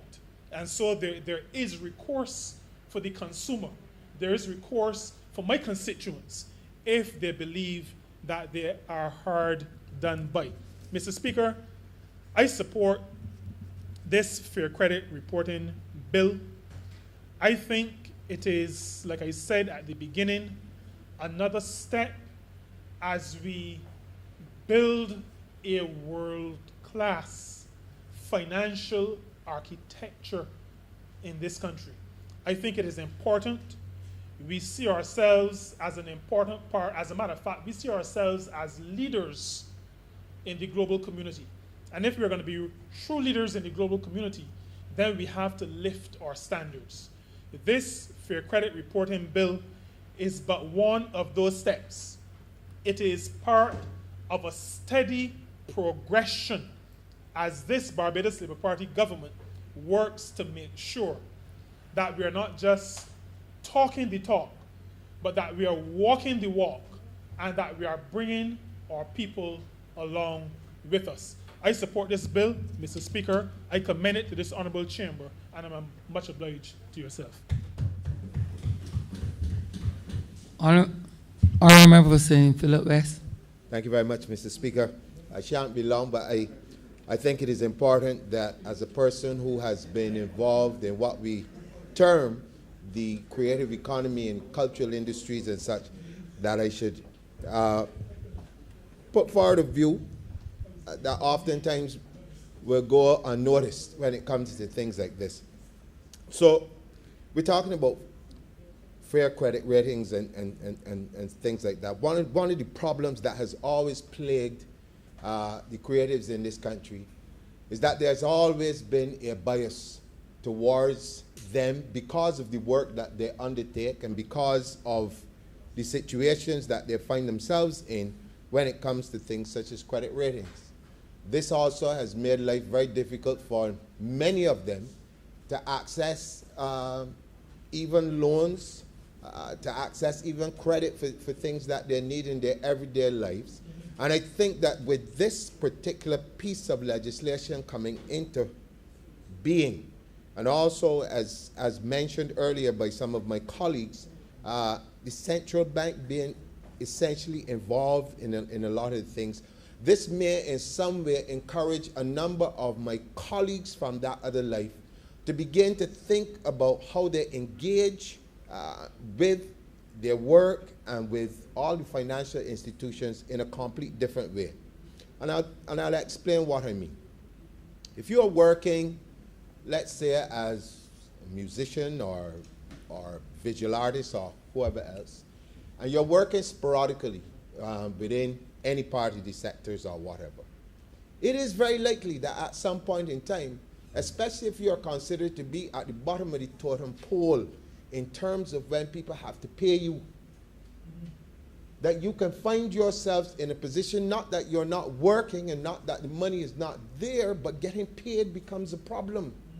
You can also find yourself in a position where it is difficult for you to pay your creditors. And it's not that, like I said before, you don't want to pay them, but because you're at the bottom of the totem pole, God forbid that anything happens within the sectors where you're working, you're the last person to be paid. And so this in itself forms a major problem within that sector, in particular with music and musicians and persons like that. And I speak from experience. I also speak from an experience where you have persons who carry the same name. Might be a different birthday, but the first name, but the same name. And I've had, in my own experience, times where I have gone to do business and people ask me all sorts of strange questions. Did I ever live in Robert Street? All kinds of weird things. Have I ever taken out something from this place somewhere in St. Lucie that I don't even know nothing about? But with this, if we begin to get our people within these systems and the information is there and accurate, and they also have the ability to challenge it, this puts it in a complete different perspective for those people who at this point in time still very much marginalized in this country when we talk about business. And I want to take the opportunity to thank the Honorable Minister for bringing this at this particular point in time. Because one of the things that we in the Ministry or the Division of Culture have been pushing for the last 3 years is this whole idea of our creatives being able to do business with the rest of the world. As mentioned before, it is no secret that on a country of 280,000, 300,000, probably 166 square miles, there is not a lot of latitude for persons in these particular spheres of being to expand or to even make a proper living. Let's think about it, for instance. We look at sport. How many people within the sporting arenas will have the opportunity to be professional sportsmen, and as professional sportsmen be able to get credit extended to them from any of our major places? It is the same thing within the, let's say, cultural industries, where you have persons in heritage places who are like tour guides and other things like that, and based again on its reliance on tourism, it becomes difficult. Let's look at what has happened recently within the country where we've been shut down. You don't have the tourists themselves, but these persons would have basically, let's say, had something going on, but then all the jobs have been wiped out in a short space of time with a pandemic. At the end of it all, these very persons can end up with a reputation for not paying based on the fact that they're not working. And if there's not a serious way of actually putting these scores together, then, as mentioned before, the word of mouth becomes truth. And at the end of the day, in a country as small as this is where we live, if someone wants to be extremely, I talk very plain, nasty towards another person, it's very easy for you to go and say, well, you know what? This check that I get from Kurt Humphrey, man, like a rubber ball, man, bouncing all over the place. And you put the man's reputation at risk for him to do business in another place only because you had the ability to say it without any accountability to anybody else except the people that you had to say it to. This gives us the opportunity now, in some ways, not to fully correct that, but to at least nip it in the bud, so that persons can actually go to an entity somewhere and say, you know what, I need to find out, can I do business with this person? Can I understand a little bit more about this company? Can I feel free investing with this person or whoever it is? And so, like I said, I don't want to be long, but I want that as we have these discussions, as we bring these types of legislation into bear, that we also look at some of the other problems that will plague different sectors within the country, in particularly the cultural and creative industries. And as that begins to expand, there are numbers of new jobs being created that many years ago one would think, but this sounds like craziness to me. So for instance, we have on this island now persons who call themselves influencers. And they have the ability to raise hundreds of thousands of dollars using their platforms to basically be ambassadors for products or advertise for people and other things like that. But if you ask, well, what is their credit rating? You're going to a bank or you're going to any other place and the person says, well, what is it that you do when you go and say, well, I'm an influencer? And the boy say, well, yeah, well, you mean you've got an influencer here, don't go outside. Because they don't understand what it is. And don't understand the business model. And so it is important that as that education that we talked about is going out into the public in terms of how it works, how does their credit score benefit you, how do you use it to do certain things. You also have to speak to the business community itself and get them themselves to understand a lot of the things that are surrounding the other aspects of business and not the traditional ones within the society. Mr. Speaker, I think it is important that, as mentioned earlier, the education part of it takes place, but it has to be sustained. It cannot be, as many things are done in this country, unfortunately, a 2-page or 3-page ad in the newspaper. Somebody's expected to read it and understand it all of a sudden, and then that's the end of the story. And then 10 days later, you really get across and no more than about 5 people really understand it, and the rest of us are standing back there still wondering what does all this mean.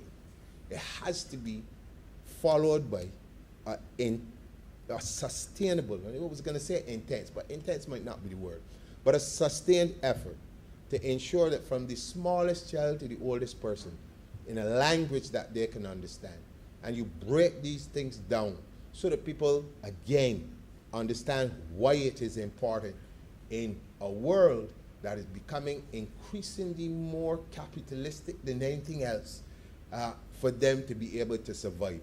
Because at the end of the day, when people do not understand how these things work, they do not necessarily want to get involved in it. and then they find themselves marginalized only because they do not understand the benefits of what we are doing.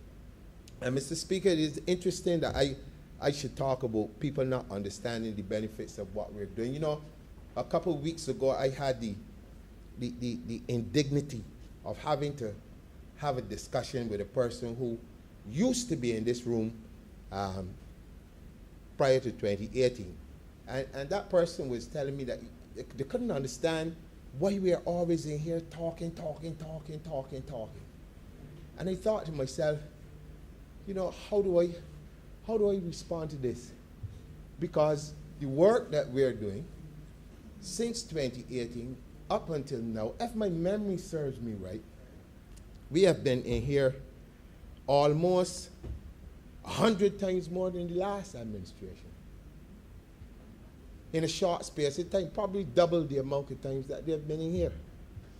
The amount of legislation that is passed, that has also been helping people in Barbados, is phenomenal. And so for one to suggest that we are in here and just talking, and they always ask me, but how many people watching? How many people listening? And all that stuff. And, you know, Mr. Speaker, you've been in social work, and you would know that sometimes you talk, and it seems as if you're not getting through to somebody. But many years later, you see them, that same person will come back to you and tell you, I thank you for what you did, the persistence that you had in doing the things that you did, and I've seen my life change around. Let's view what we do in here almost every Tuesday as that, as being that thing that it's not sexy, it's not, you know, as people would like it to be in the old time days that they're always talking about, people cutting one another's throat and this kind of thing, and they figure that this is Parliament, this is what Parliament is all about. But no, what we're doing, bringing bills like this, is what Parliament is all about. Being able to impact and change people's lives in a positive way. And I think that once we continue on this path, we continue to bring these bits and pieces of legislation that empower people to be the very best that they can be, that gives people the confidence to know that if you went to Timbuktu, if you went to Japan, if you went to anywhere, that a person could ask a little question about you and see a positive result and understand that, yes, I can do business with this person from Barbados because these people have their act together, or these people are, you know, managing, as was mentioned earlier, managing themselves and their monies and these things properly. This can only be beneficial, not only to ourselves, because I'm watching very closely how a lot of things that we do, like it or not, are beginning to resonate across the Caribbean.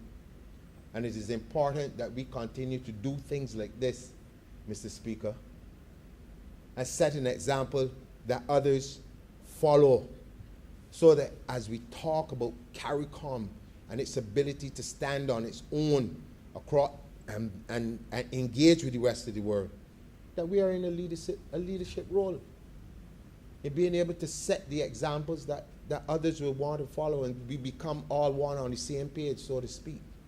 So again, I want to commend the minister for this, but I also have to stress that while we are doing this, and we are putting people in a place where they can feel confident about their own credit scores and give them the ability to manage their money, and we go into financial literacy and all these things, it is also incumbent upon us that there's another set of education that has to be done as we go along.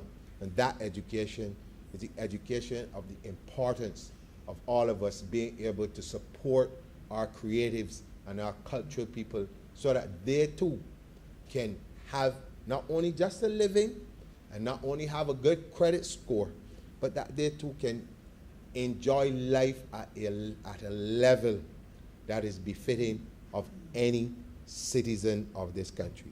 With those few words, I am obliged to you. Honorary Member for St. Michael South. Thank you kindly, Mr. Speaker, sir. I, too, shall not be very long, I hope. I want, sir, to support this piece of legislation that's before the House, the Fair Credit Reporting Bill of 2021. I think it's a very useful document, sir. It's a very important one, certainly, sir. And one that I do hope we all support. I mean, some of the more important things that we do in this place, sir, are not the things that resonate easily with people. But they're very, very, very important. I think our work is to make sure that we find a way to communicate these most important pieces of legislation to people. In literature, sir, there is a thing called allegorical naming. It is where the name of a person or a place tells you something about that person or a place. So Kirk be little should tell you that Kirk would amount to very little. This bill, sir, I hope has some allegorical naming, sir. The idea of fair credit reporting. You know, Barbadians fear, and I don't mean no, sir, F-A-I-R, I mean F-E-A-R. Barbadians fear anything to do with credit reporting, people looking into their credit, sir. And so I hope there is some allegorical name to this idea that is fair credit reporting, sir. And I think that is the government's efforts here and attempt to make sure that we make this thing fair. And so that people would want to not be so fearful of the idea of having a credit score and so on, sir. But, sir, what is a credit report? A credit report, sir, is a statement, sir. It tells you something about your payment history, your credit history, your current situation, normally how much money you owe, the extent of your loans, and certain things, sir. It's really a reflection of your activity, sir, oftentimes with other financial institutions. And like the member for St. Peter, sir, I too do not like the word data subjects, but I understand why it is used, sir. But we have to make sure in this document, sir, that the data subjects are treated fairly. And there are a number of things in here that I will speak to later. The member for St. Peter and the member for Christchurch East Central already spoke to many of them, sir. But, sir, what are the benefits of having a credit rating? Because I came, sir, to speak to this bill to talk to ordinary people. And my people, sir, in St. Michael's South and yours in St. Michael's Central. Because I don't want people to think that we are in here discussing this thing in some intellectual space and it does not affect them. So, sir, what are some of the benefits of a credit rating, sir? People will decide whether or not to lend you money based on your credit rating, based on your credit score. If you want to borrow money from a financial institution, they will ask you, your personal history, sir. And then they will make a determination about whether or not you should receive that loan. And some people, sir, would obviously want to have good credit rating because it allows them to do things, to borrow money and so on and so forth. And a bad one might hinder you from getting that credit rating, sir. And while I began by talking about people being fearful, sir, there is now a relationship in Barbados between banks and people, sir, that is one that is no longer built on trust. Many poor people in this country, sir, fear going to financial institutions. They fear going to banks. You don't even have to go to the bank to fear the bank. You just got to use your debit card, your credit card, sir, and you have a reason to be fearful. And some of these interest rates sometimes, sir, are so alarming when you use your cards. The person, sir, who, and I'm speaking to it because it affects everybody, when you go and you use your debit card, they don't charge you. You don't see the charge immediately. But when you use your debit card, they charge, if you swipe, they charge the person who's making the sale an additional 5% or so. So that 5%, you could bet your bottom dollar is already built into the item that you're buying. So your item's already gone up. So we have to be very careful, sir, when we deal with these financial institutions. And that is why I like this document, sir, because it takes out a lot of that subjectivity in determining whether a person can get a loan or not, whether you qualify or not. And, sir, again, like I too recognize you're a social worker. And you would know, sir, very well that sometimes you could send a person for assistance before a social worker, and depending on whether that person had a good day or a bad day, the person before them would either get through or not get through. The person before them will get treated good or not get treated good. I know the language is a little terse, but that is what it is. Depending on the day that that person is having. And the same thing happens a lot of times in banks. You go and you sit before a loans officer. If the person had breakfast that morning, they might treat you good. If they don't, well, not so good. Person might say, man, you know, I can do this here for you, I can not do this here for you. If they like you, if they don't like you, if you're too dark. So we have to take that level of subjectivity out of the equation. We also have to arm our people with the information and the know-how and the knowledge to know that if they sit before a financial institution, they can say, tell me on what basis you are not giving me this loan. And that is what I like about this, sir, because it allows ordinary people, sir, in their transactions to be able to make a case for themselves, sir. I am told, sir, that when it was Caris, that you used to only pay 50 cents a transaction when you use your debit card. In these places, banks charging people 5%. And some places where you go to do business, they tell you, if you pay cash, they will give you 5% off because they already got the money built into the cost of the good. So that people pass on these things, sir. And we have to educate our people about these things. I understand why people will be hesitant when it comes to credit scores and dealing with financial institutions.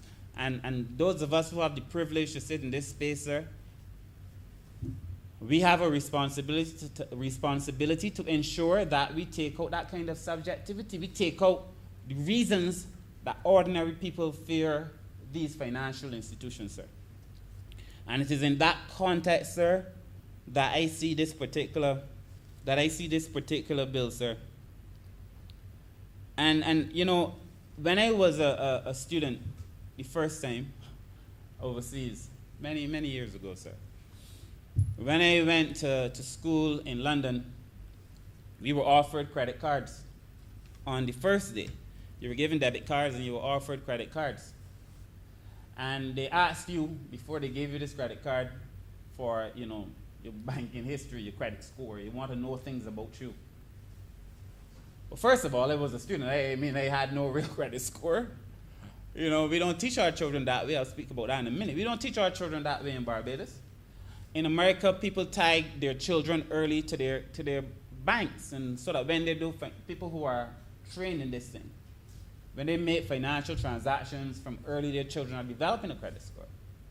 But anyway, they asked me for mine. Well, I didn't even know what it was. But I had nothing to share with the financial institution. And while I left Barbados, luckily, sir, on scholarship and had enough resources to get me through school, some of my friends did not.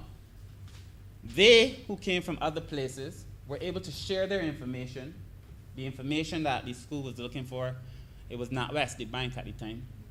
The financial institution was looking for, and got credit cards. Well, obviously, they didn't get one. And I suspect at the time, there weren't any Caribbean students who were able to do so unless their parents had, you know, a little more cheddar than I did, sir. And so I'm saying to you, sir, that even in that regard, as we start to explore the world, which I'll speak to in a minute, as we start to explore the world, so these things become very, very, very important, sir.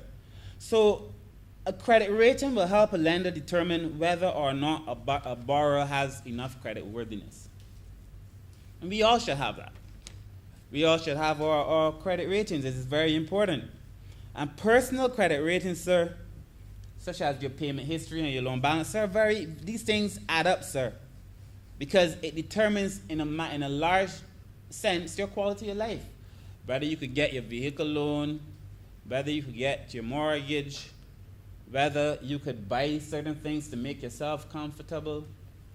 These things are important. You know, when I was younger too, when I was visiting the U.S., sir, and a lot of these things, we are doing things in Barbados, sir, that are revolutionary for Barbados, sir, but, you know, countries have been doing these things for years.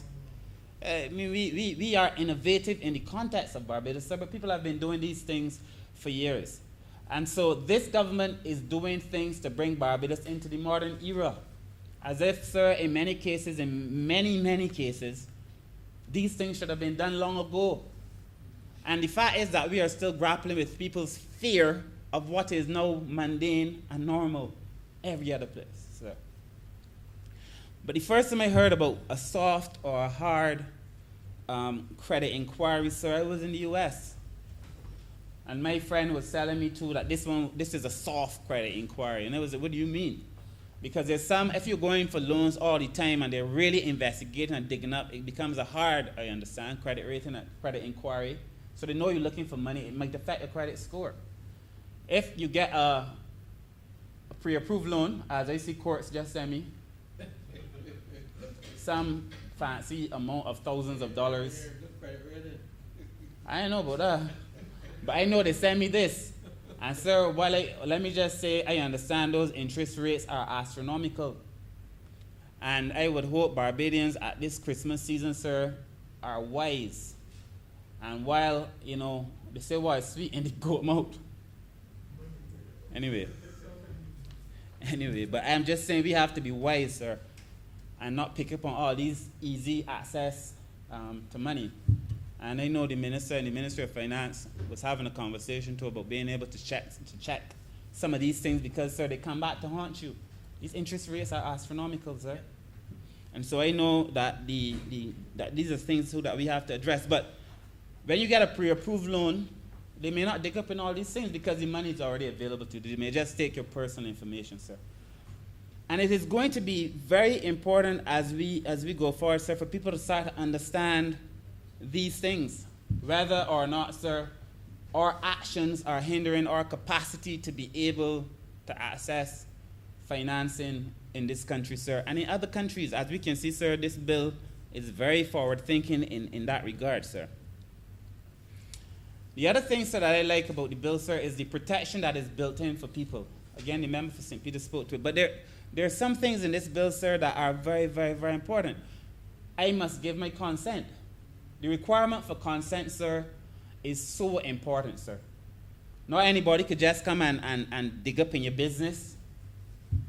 No person. And there's also a check in here too where the credit bureau, sir, cannot just willy-nilly just go and look into your information either. First of all, the credit bureau has to be licensed by the central bank. So not anybody getting this thing. And we have a lot of respect for our central bank. So you don't just become a credit bureau in the first place, sir. But persons, the credit bureaus may be prosecuted if they obtain or use the data subject's information in contradiction or contravention to what is stated in the act, sir. So there are protections for people in this bill. So that ordinary people are not subject, sir, to the wills, again, sir, the willy-nilly use, sir, by other people to be able to exploit people, take their information and sell it, which is what other people do. Almost every day now you go on Facebook, you look at a shirt, next thing they're sending you 20 places that are selling shirts. It is crazy. And you sign on some dotted line, you don't even know when you agree to it. In the real fine print of the documents, you agree to these kind of things. In this particular legislation, sir, we're preventing people from being able to just trade your information, sir. The credit bureau, sir, must also make sure that your information is secure. And that when they're processing, however they choose to process it, it has to be processed in a manner that is secure. So that you are making sure, sir, that you don't just have a system that anybody could log into and anybody could access your information. There's a check and a balance in place to ensure that we are doing this thing correctly, sir. That is going to be very important.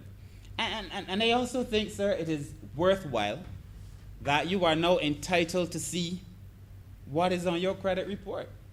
How these people arrive at this credit score. How did they come to it? And, in Barbados, there are many people, I have friends, wasn't me, but many of my friends, who years ago, I had a friend who was going for a loan only to find out that he had a bad credit rating, a credit score. Terrible, they said it was. And this one, the different things they grade. One was terrible. He owed this thing. So when he finally found out, because, it's not as easy as it will be going forward, when he finally found out, sir, he had owed Chubby's, the video store. He had owed because he didn't return the tape or something on time. And his credit score was horrible because this is now some long-standing, didn't pay back, and the way these things operate, sir, you borrow tape from Chubby's and you don't carry it back, they charge you $1.50. And Chubby's closed down now, sir. Permission to say Chubby's, because they closed. They charge you $1.50 or $2 or $1 every day. Every day for 365 days in a year. And then the next year, another 365 days. And then they charge you some fee telling you that you owe them for the tape. So that serious people now trying to make serious decisions about their lives, sir, are stunted. Because they borrowed a tape from Chubby's. And they did not know that it was affecting their credit score. That's the point. And then trying to get, no, because you don't need to go back. You don't need to go back and try to undo this thing with an organization that no longer exists. And you know, there's no easy way to do it. We have to put people in place, sir, ordinary people, sir, in positions where they can not only understand these things, but I just feel people shouldn't unfair other people. You know, the other thing about Chubby's, when you're watching them tapes, this tape should not, this is for viewing purposes only. License, on the license. Yeah, exactly. On the license. On the license. When I got a little old and I understood what I was paying for, I was ashamed of myself. It wasn't me.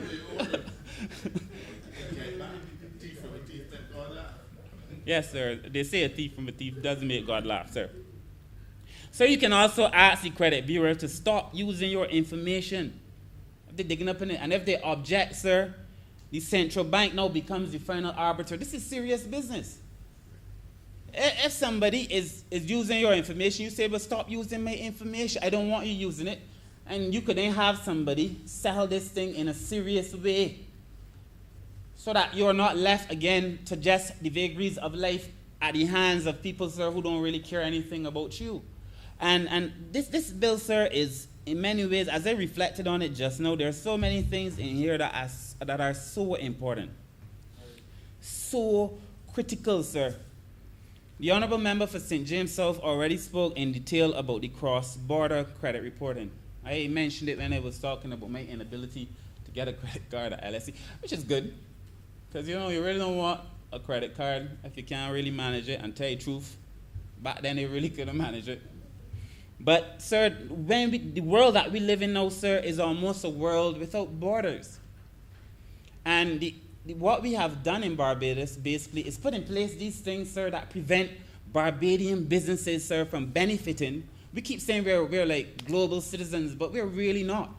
Our institutions are not even ready in many ways for these kind of things.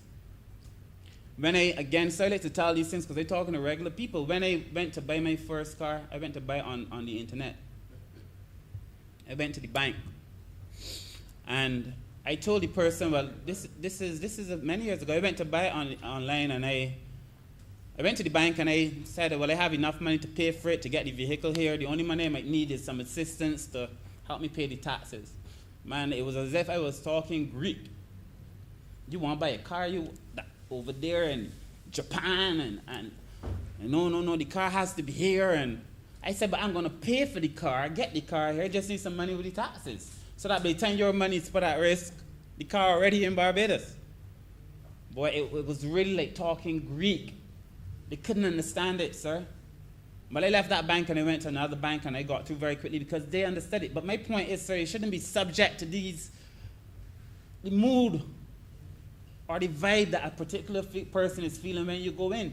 It is just not right. And I found myself extremely concerned, and it was as a young man, sir, trying out to save some money. Because you don't know when you buy the car here now, it was like ridiculous. And so we have to put ourselves and our people in position, sir, to be able to make these determinations. And, you know, in the U.S., I mean, everybody, you watch on TV all the ads about your credit score, your credit rating, you know. American children know. Our school system, the way we educate our children in Barbados has to change. The things that we're teaching our children really has to change.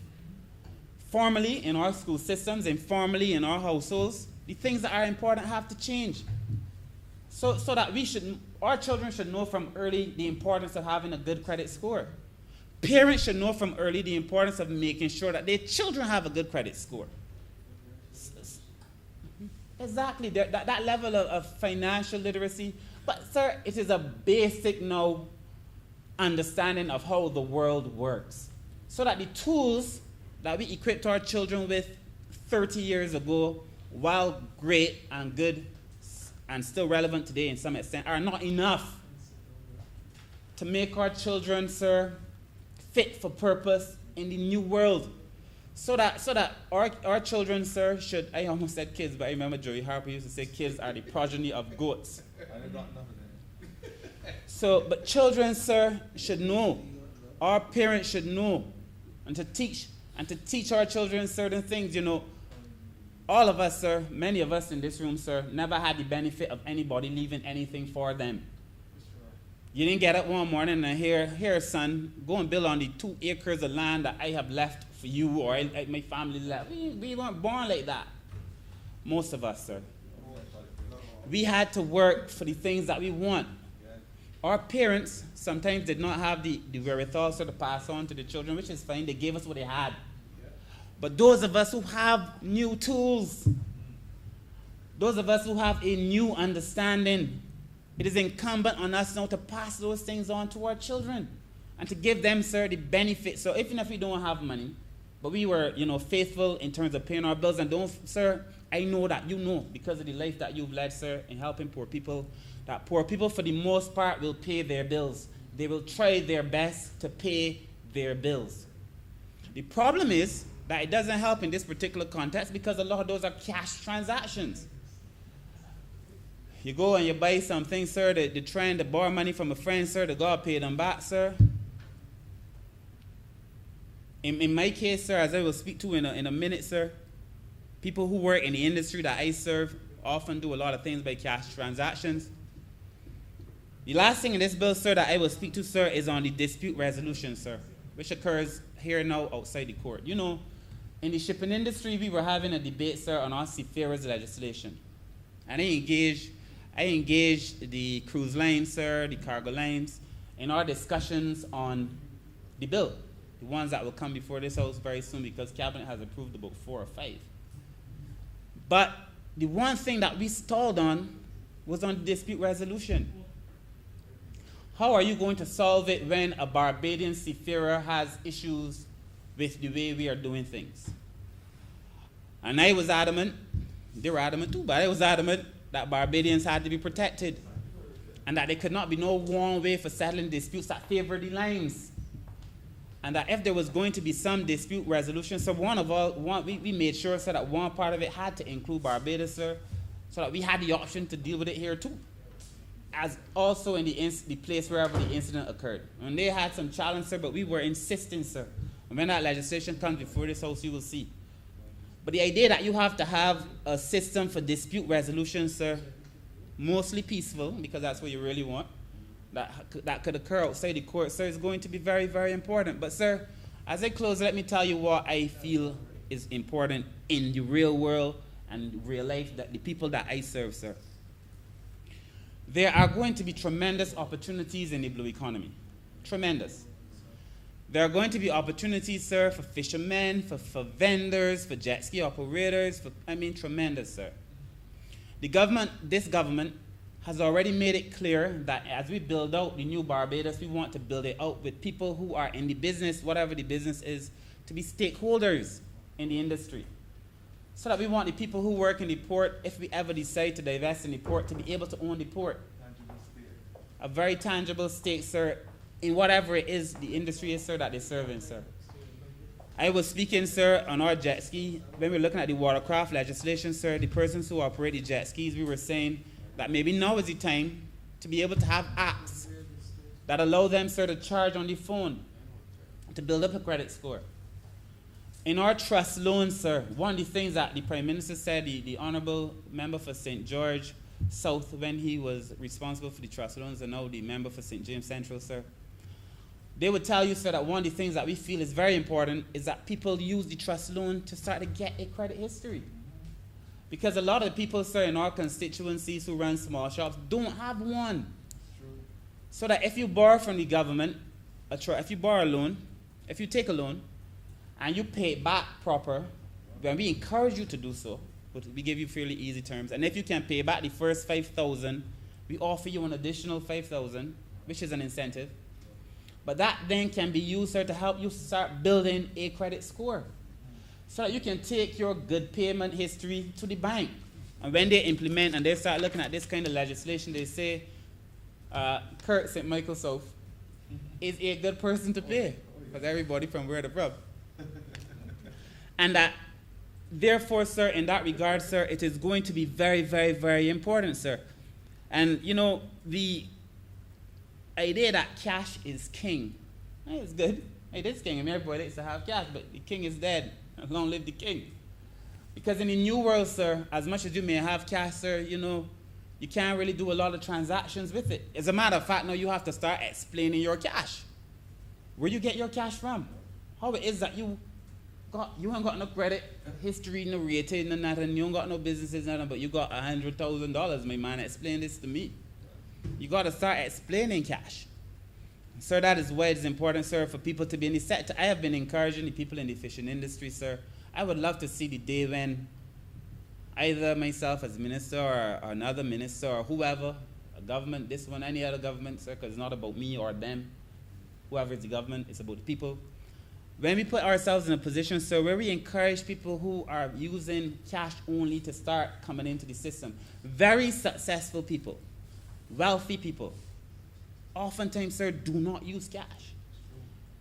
If you hang out, sir, if you associate with wealthy people, sir, I know you may. Sometimes I know you like your, you know, poor people and thing, but, you know, you might have a rich friend here and there. I don't have any honorable member. I do only be poor people. Oh, so me and you, sir. Sir, you know, Bob Marley said that me not have no friends in a high society. Anyway, sir, the point that I am making, sir, is that in terms of being able to have cash, sir, on hand, there's only certain things you can't do. Rich people oftentimes would borrow even when they got the cash. And they pay it back because they know too many day comes that they need to make a bigger transaction. They have the history, sir, of paying. We have to really start teaching these things differently to our children, sir. And to our friends, sir, the people I hang out with. I feel like the people who I hang out with, sir, I often say to them that I would be doing them a disservice if I do not leave this place and tell them what I have learned today. And I try to share it in simple terms. So I've tried to go through this bill in very simple terms. I want to thank the Honorable Member for Christchurch East Central, sir. He's been doing yeoman service for this country. And as I said before, sir, we might come in here and we will discuss the vending bill, and everybody's going to love it. We will come and I will discuss certain things and building jetties, and people are going to love it. Trust loans, the building blocks, and people are going to love it. People are going to love the things that they can see. It is in the intangible things, sir, that they don't see, sir, that and in many cases we are making significant progress, sir. And so I want to support this bill. It is transformative, sir.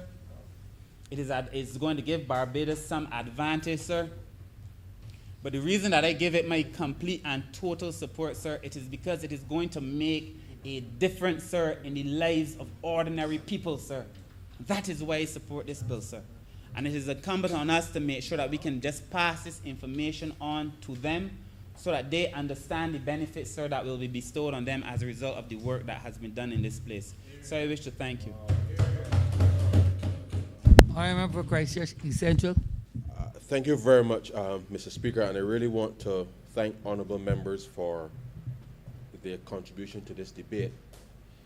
I will begin where the honorable member for St. Michael South just ended on a point that he raised, because our present circumstance, sir, in the way that the culture has evolved was simply because there was little access to credit. And therefore, the idea of cash being king is actually rooted in us being able to save, sir, and be able to make the purchases as required.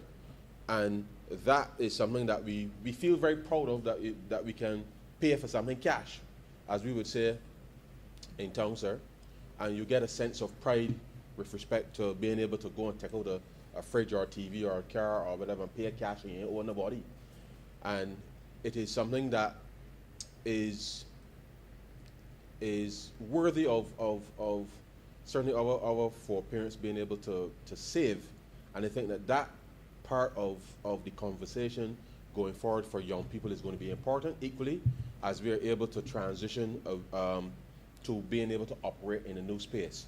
And I take the point that the honourable member raised as it relates to, as he referred to rich people borrowing even when they don't need to borrow, and the extent to which the utilization of your own assets and resources is really where the conversation and everything now needs to move to a different space, because it is instructive that as we bring new, not just legislation, but new systems, new approaches, sir, to doing things, that as I mentioned earlier when I was introducing the bill, the mental shift, sir, in terms of how we do things and why we do them in the way that we do them, will be important.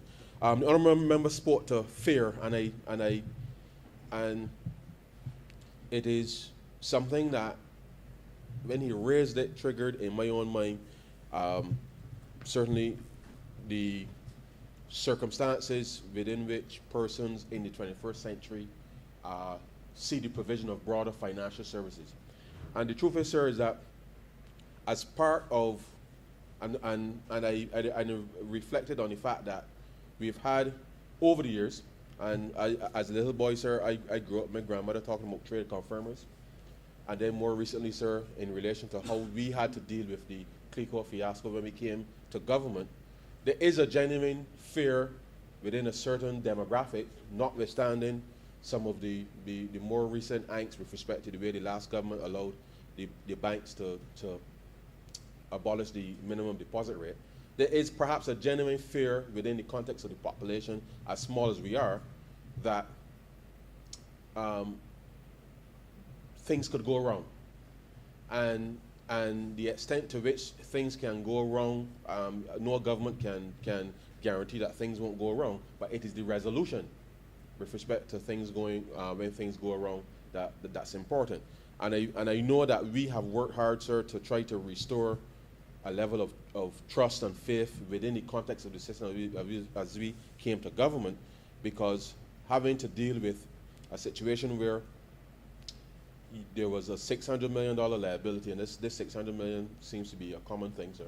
$600 million liability as it relates to CLICO, but only $60 million in assets, then clearly there's a mismatch there that could never make sense for the taxpayer or anybody in the country. And in solving some of these issues from a financial perspective, I want to indicate that whilst the Central Bank, the Financial Services Commission, both of them have been working collaboratively over the years, Mr. Speaker, to look at the financial stability within the sector, that there's no guarantee, especially given COVID, sir, there's no guarantee that we could possibly give that something could not go awry.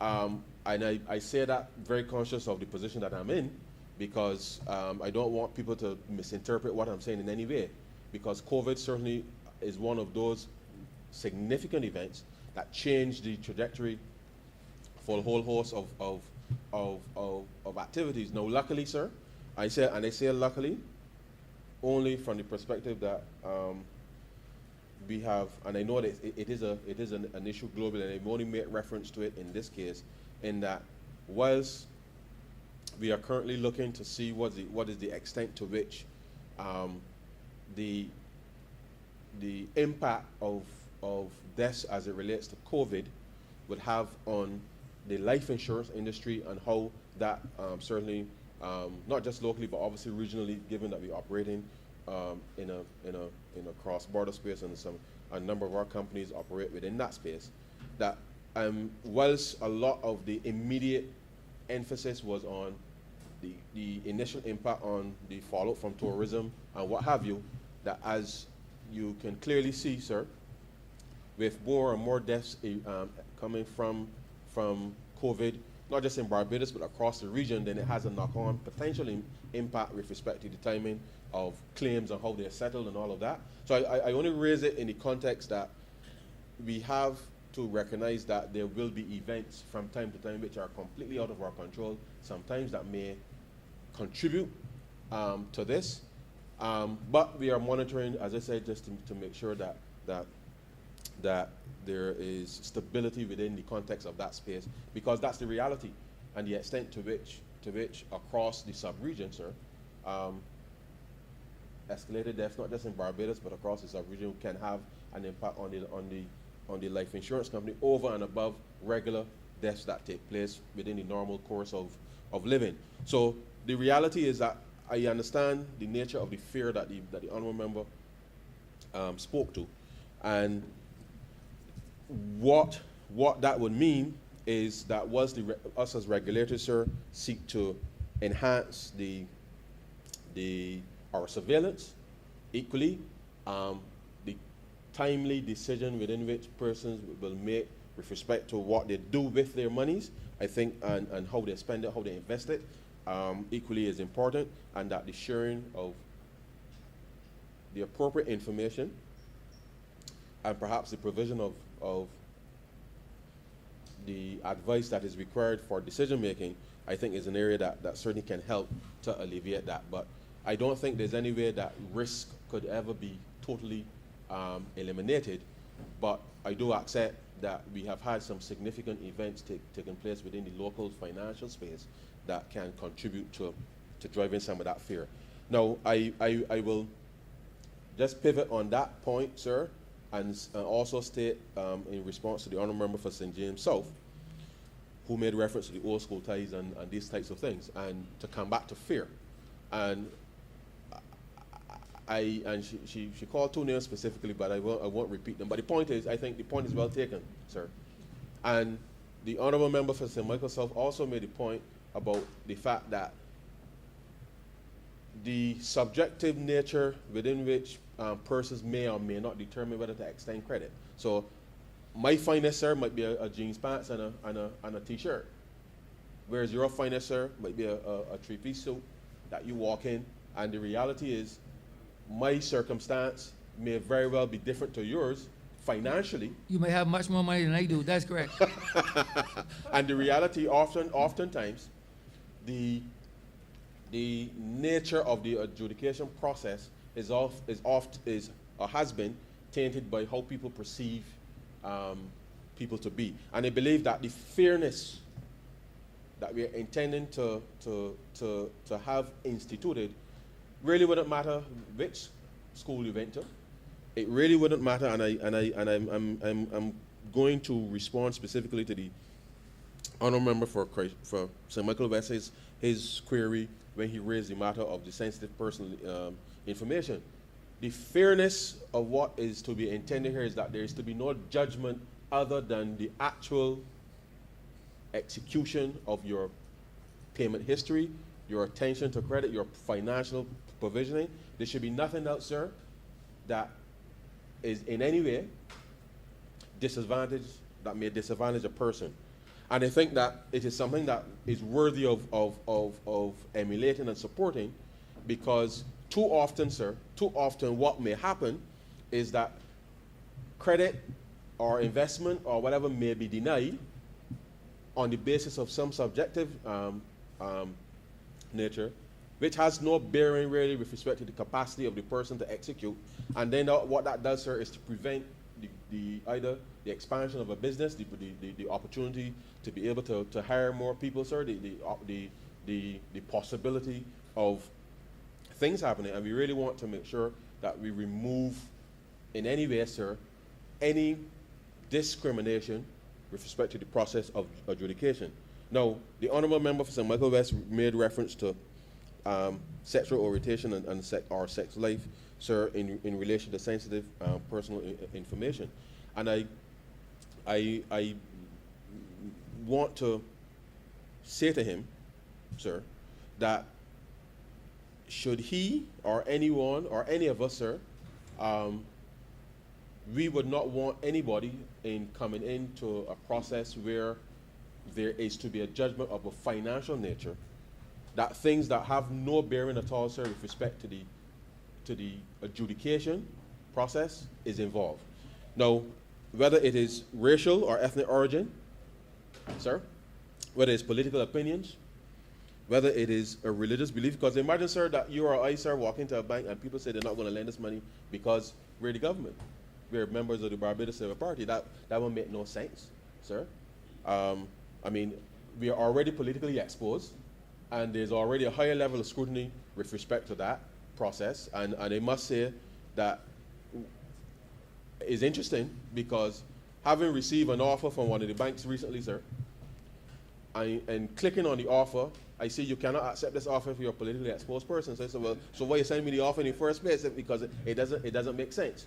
But the point is, these are some of the things that, as people, ordinary people, may voice views and have very strong views. I'm sure that the member for St. Michael West certainly would not want anybody to discriminate against someone because of their religious beliefs in getting credit.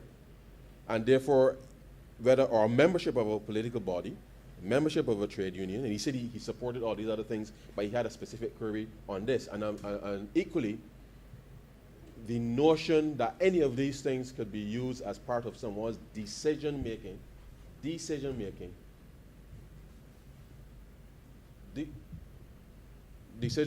is something that, oh, sorry. Honorable Leader of Opposition, what do you see? Thank you, Mr. Speaker. I'm sorry to have to interrupt the Honorable member of Christchurch East Central, but he seems to be misleading this House as far as I'm concerned.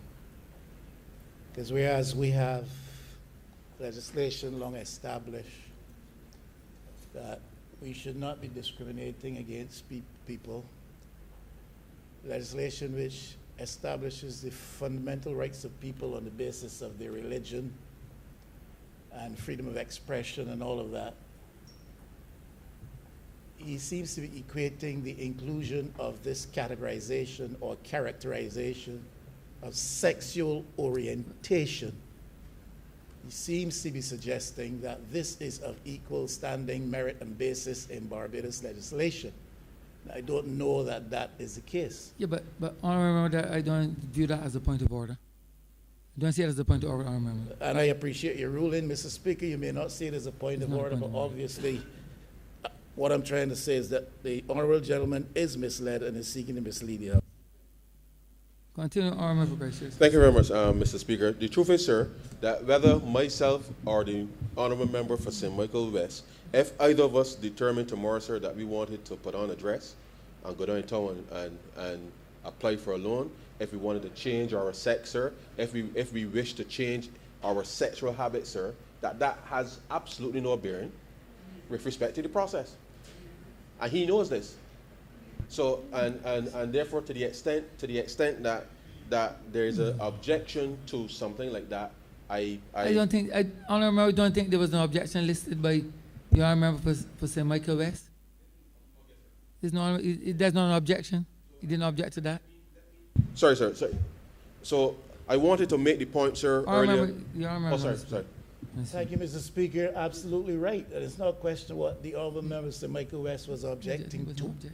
The point I was raising, and to which I would still like to hear a response from the honourable member for Christchurch East Central, is as to whether or not what we are seeing emerging recently in important legislation in this Parliament, and this is about the third or fourth instance, the fourth instance is if we are taking an action indicative, which now at this time constitutes a pattern, action indicative of where we are going with respect to a certain agenda relative to lifestyles in Barbados. He has to respond to that. Honorable Member, he has to respond to that. Honorable Member, you raised that query already, Honorable Member. You raised it. It was raised in your remarks, Honorable Member. And so there's no need to reiterate it because you already raised it. And Mr. Speaker, all I'm saying, with all due respect to your position, all I'm saying is that the honourable gentleman is misleading the House, because the issue which I really raised is that which I just stated, And that is what I would like him to respond to. He's not responding to that. But that is, but I remember that you have already raised that query. You do not have to raise it. You raise it already. Mr. Speaker, I insist. I am not raising the point again. I am suggesting the honourable member is misleading the House when he misrepresents my earlier position taken, and I'm simply repeating my earlier position taken. Let him respond to that. Honourable member, please continue. Thank you very much, sir. I think in just to make sure that we're all on the same page, sir, and I think as we look at the process of credit adjudication, sir, you would recall, and I'm sure, and I had intended to raise this in my opening statement, because you do know, sir, that under, for example, Islamic banking arrangements and finance, they typically don't administer credit with respect to charging of interest and the like. And therefore, within that context, obviously we don't operate within that space. However, part of what we are indicating here, though, sir, is that whether it is your religious belief or any of these matters, sir, that the process within which you present yourself to a financial institution, that none of these things, sir, ought to be taken into consideration with respect to the adjudication of things. And that is our position as the government, so that any Barbadian, sir, whether you are a Christian, whether you're a Muslim, sir, whether you're a member of the Barbados Labour Party, whether you're a member of the PDP, sir, or any of these sub-bodies, sir, that all of us can feel confident that based on our performance, sir, that we will be adjudicated in a fair way without being subjected to such scrutiny in the way that is suggested here. And that is the basis on which we have brought this piece of legislation here, sir, to be able to give Barbadians the confidence that they will be treated fairly as part of the process. In terms of the honourable member for, and I go back to just to make this point, that oftentimes, yes, you would hear stories and anecdotes about people going to school with one another and all these types of things. These are the things that we want to make sure are no longer part of the process going forward. Now, of course, sir, that does not mean that private individuals in their own assessment will not determine who they may want to invest with or not. But as part of a formal process for adjudicating on credit, that will no longer be the case with respect to this. The honourable member for St. Peter raised the point about money management, record keeping, as part of how people are engaging, and I've been at pains, and I take this opportunity to remind people that as part of solving this problem, on the one hand, we have to take up the technology such that as a coconut vendor, a vendor in the fish market, sir, anybody operating within the space, that we can utilize the technology to help us with some of these money management and record keeping matters, and use it as a tool really to help us move forward. The honourable member for St. Michael South made reference to cash being king and having to explain where you get all this money from. The reality is that the world has moved on in such a way that even from a security perspective, and the truth is, sir, I don't like having any cash at all on me, because I genuinely, sir, feel uncomfortable having money on me physically, and so I prefer certainly to have digital options available to me. And it's something that I think as small businesses, we have to recognize that there is a cost to actually dealing with cash. You have to count it, you got to reconcile it, you got to Mr. Speaker, it is something that and then if you have to hire persons to do cash in transit, and then at the bank they have to do all this reconciliation in the background, and that it actually does cost to do all of these things. So it makes sense, sir, that in the context of, as the Honourable Member St. Peter raised, that as part of the education and the about not just this bill, but it's really a broader set of education and awareness that we have to continue to ramp up in a sustained way that will, I think, lead to a change in behavior so that persons can see a benefit to this, and we see the greater potential for success for businesses. The Honourable Member also spoke to the manner in which the annual report, the credit report, will be provided.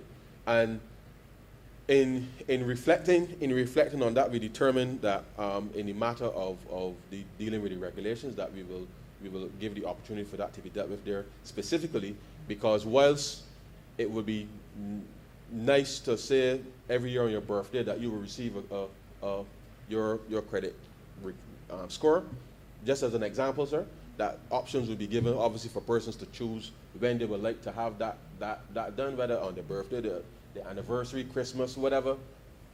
They then will have to indicate that to the credit bureau so that can be responded to in a way that makes sense to them, rather than us prescribe when that will happen. But once that is chosen and communicated, then it means that every year on that specific date, whatever that date is, the credit bureau will be required to be able to do that, such that the automated, from an automated perspective, that it will be done, and that the consumer, whether as an individual in their own right or whether as a business entity, will be in a position obviously to receive and see what is going on, free of cost, as the law states, so that they can know what is going on. But I just take the opportunity to remind everybody that at any time, sir, at any time, you can request data from the credit bureau at any time. There is a provision for it to be given to you automatic once a year for free, but at any time you can request information from the credit bureau, and so long as you do it in writing, and that they can verify that it is you who, you are the person who is seeking to get it. They verify your identity, and once that is satisfied, then it will be provided to you within that context. The Honourable Member St. Philip South spoke to the issue of credit cards and certain banking arrangements, and I had spoken to it in my introduction, because whether it is credit cards, sir, which, mind you, is a matter of convenience, it is unsecured credit. And unsecured credit, sir, is usually more expensive than, as you would imagine, secured credit, because secured credit means there's some asset underlying the thing which the financial institution can hold if you default. Now, that does not mean that better control or administration cannot be done within that space. But I made reference, sir, to the fact that beyond credit cards, that the space has evolved such that there are persons already in the market lending monies not from anybody's deposits or anything, but from their own resources. And those interest rates are actually significantly higher, because, as you could imagine, sir, if you're putting your own capital at risk, you are going to ensure that you can get that return on that investment, because you have a lot more to lose than if in the case of the other financial institutions, which is why I believe, sir, that once we are able to get persons to truly understand that the nature of what we are creating here will give them the opportunity to properly refinance within the context of the financial sector. And I say this not because there's any particular confidence or belief in the traditional part of the financial sector, but I believe that competition will be brought into the space as it relates to this, and interest rates can normalize over time, such that it makes sense given the level of risk that is being undertaken with respect to those financial institutions. But it's not going to change overnight, sir. But it is something that we are committed to ensuring that we can have executed, and ensure then that persons are in a position to chart their their future. Just very quickly, sir, I did mention, and just to raise at clause, I did mention the tribunal, because in this process, sir,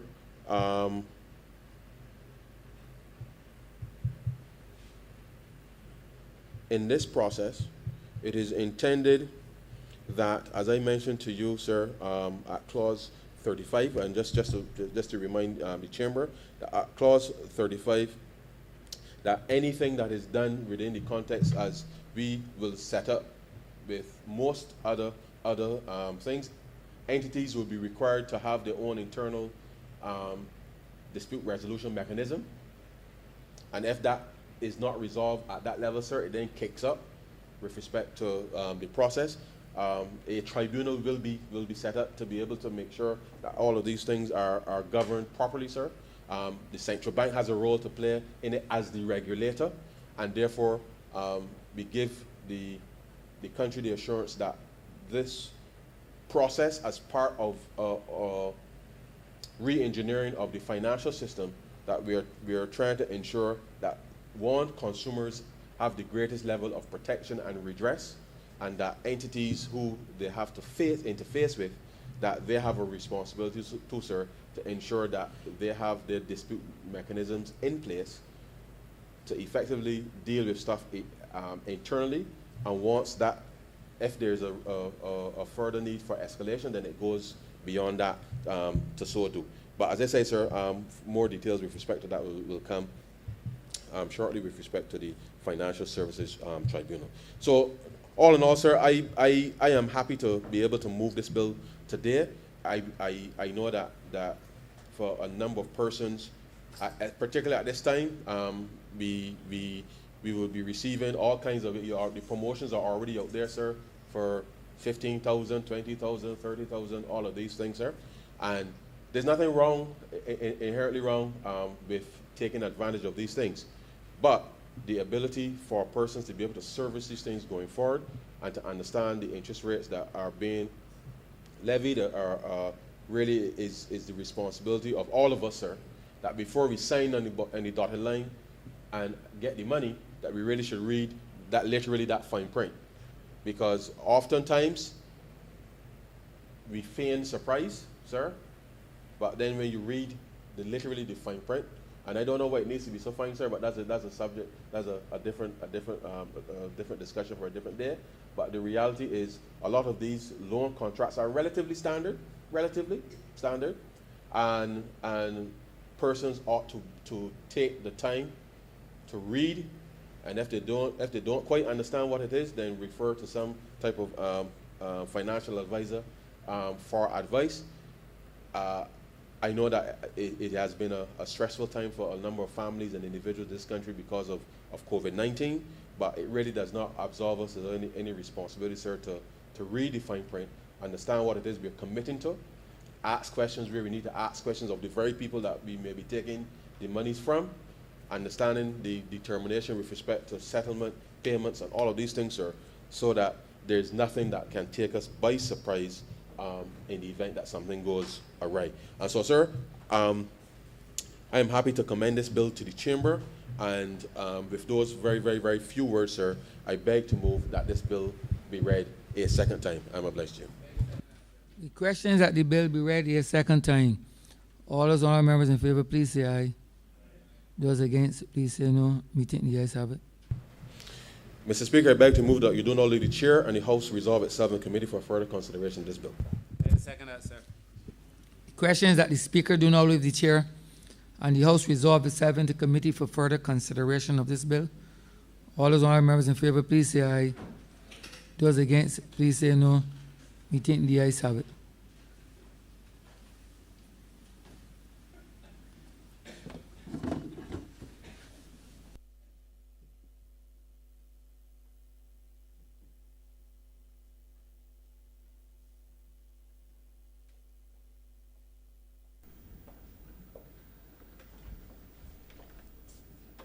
This House is now in committee. Madam Chairman, we have permission to take the bill in part. Certainly.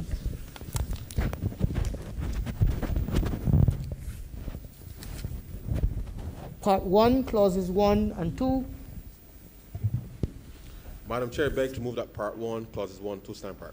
Beg to second that. Question is that Part 1, clauses 1 and 2 stand part. All honorable members in favor, please say aye. Aye. Honorable Leader of the Opposition. Thank you, Madam Chair. All right, simply to state I have a serious problem with clause 2, which I think is the interpretation clause, and that section of it which addresses the issue of sensitive personal information, what that means, and including with all of the categorizations listed there, or the characteristic features listed there. H is sexual orientation or sex life. I believe if the government is intending that we provide a piece of legislation in which there's no discrimination, what we ought to be doing is covering that with language which is already acceptable to us and accepted and appears in much of our legislation. That has to do with gender. I think if government is embarked upon a path which is unusual for us here in Barbados with respect to how we treat to alternative lifestyles, that they should say so and make that clear. I think H could simply cover the objective pursued by making reference to gender. If I were to follow the argument of the honorable member for Christchurch, East Central, why don't we have, for instance, marital status included here? There's some people who are quite sensitive, who may have been married, who are quite sensitive over the fact that they're now divorced. Some of a certain age who are quite sensitive over the fact that they have never been married. There's some people who are quite sensitive as to the academic qualifications they have been able to attain or achieve, on a lot of the cases by reference to the level of educational opportunity that they were afforded, and some of that relates to the institutions they attended in the culture of Barbados. We can go right down the road. This business of sexual orientation appearing in all these significant pieces of legislation seem to suggest to me a pattern. And if there is, government should state clearly what its intention is. Why not simply gender? Why sexual orientation? And why sex life? I cannot support clause 2 if this is included. I just want to make that abundantly clear. Madam Chair, the objection of the Leader of the Opposition is noted, and I beg to move that Part 1, Clauses 1 to 2 stand part. Beg to second that. Nigel. Part 2, Nigel. clause 3. The question is, do we split this in two as a clause 1 and then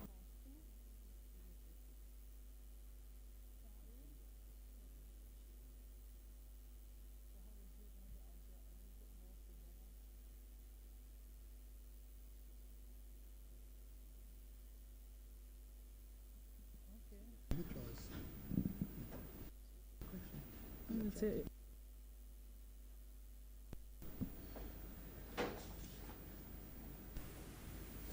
Honorable Member for Christchurch East Central, you were saying something? Or can I go Yes, on? Madam Chair, I said that the objection of the Leader of the Opposition is noted, but I beg to move that Part 1, Clauses 1 and 2 stand part. And we had a second already. Honorable Leader, Honorable Leader of the Opposition. What?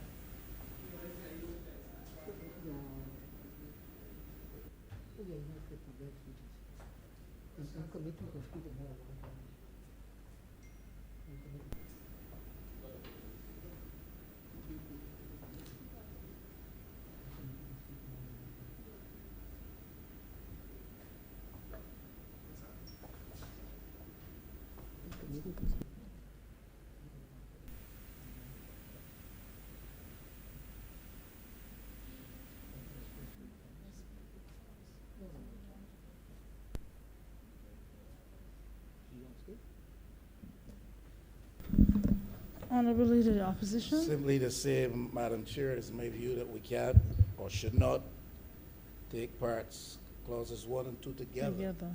Because I seriously have an objection to clause 2. So I would prefer that we vote on clause 1 and then clause 2.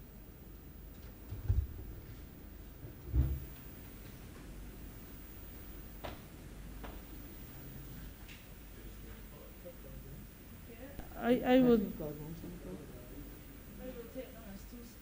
parts. So the question is that part 1, clause 1, stand part. All honorable members in favor, please say aye. Aye. All those against, please say nay. Methinks the ayes have it. And the other question is that part 1, clause 2, stand part. All honorable members in favor, please say aye. Aye. All those against, please say nay. Nay. Methinks the ayes have it. Division, ma'am. And the division has been asked for, correct?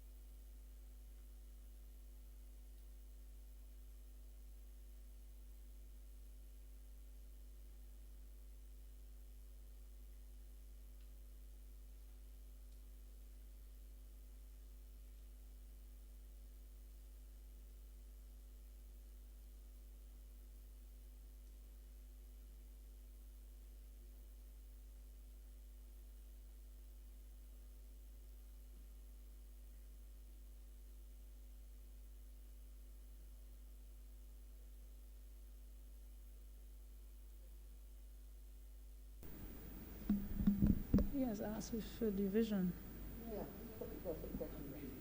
This is clause 2. So the question is that part 1, clause 2, stand part. All honorable members. Aye.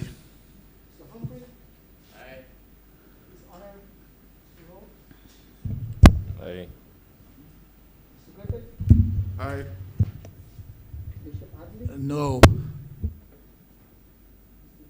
Casper, Ms. Husbands, Aye.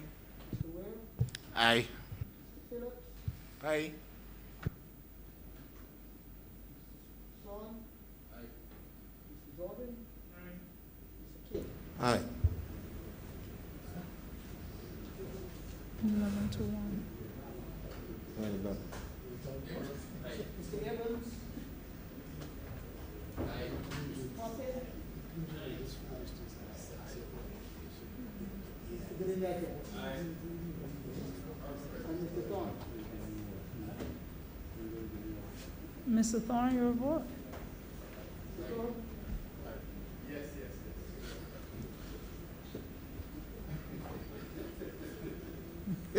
15 to 1.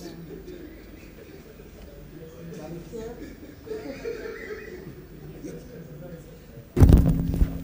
Madam Chair, 15 honorable members voted aye, 1 honorable member voted no.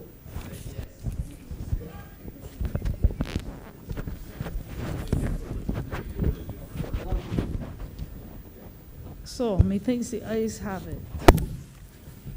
That's part. Part 2, clause 3. Madam Chair, I beg to move that part 2, clause 3, stand part. Beg to second that. Question is that part 2, clause 3, stand part. All honorable members in favor, please say aye. All those against, please say nay. Methinks the ayes have it. Part 3, clauses 4 to 14. Madam Chair, I beg to move that part 3, clauses 4 to 14, stand part. To second that. Question is that Part 3, Clauses 4 to 14 stand part. All honorable members in favor, please say aye. All those against, please say nay. Methinks the ayes have it. Part 4, clauses 15 to 29. Madam Chair, I beg to move that Part 4, Clauses 15 to 29 stand part. Make a second that. Question is that Part 4, Clauses 15 to 29 stand part. All honorable members in favor, please say aye. All those against, please say nay. Methinks the ayes have it. Part 5, clauses 30 to 34. Madam Chair, I beg to move that Part 5, Clauses 30 to 34 stand part. Make a second that. Question is that Part 5, Clauses 30 to 34 stand part. All honorable members in favor, please say aye. Those against, please say nay. Methinks the ayes have it. Part 6, clauses 35 to 47. Madam Chair, I beg to move that Part 6, Clauses 35 to 47 stand part. Make a second that. Question is that Part 6, Clauses 35 to 47 stand part. All honorable members in favor, please say aye. All those against, please say nay. Methinks the ayes have it. Madam Chair, I beg to move that we do not report to His Honor the Speaker the passing of one bill in committee. Question is that I do not report to His Honor the Speaker the passing of one bill in committee. All honorable members in favor, please say aye. All those against, please say nay. Methinks the ayes have it.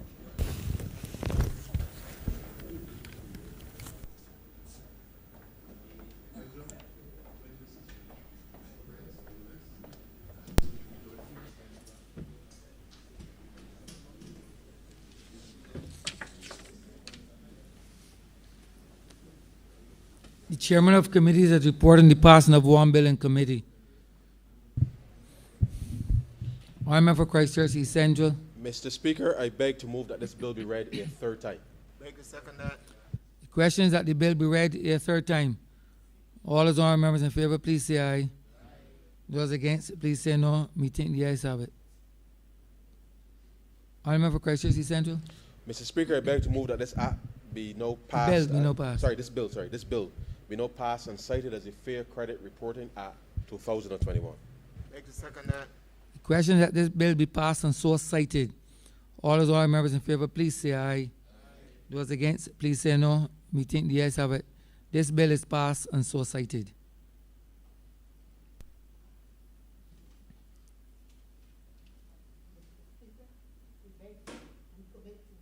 Government notices. Government notices. I remember St. Joseph. Mr. Speaker, I beg to give notice of the Public Procurement Bill 2021. First reading of bills. I remember St. Joseph. Mr. Speaker, I beg to move that this bill be read a first time. The question is that the bill be read a first time. All those honorable members in favor, please say aye. Those against, please say no. Me think the ayes have it.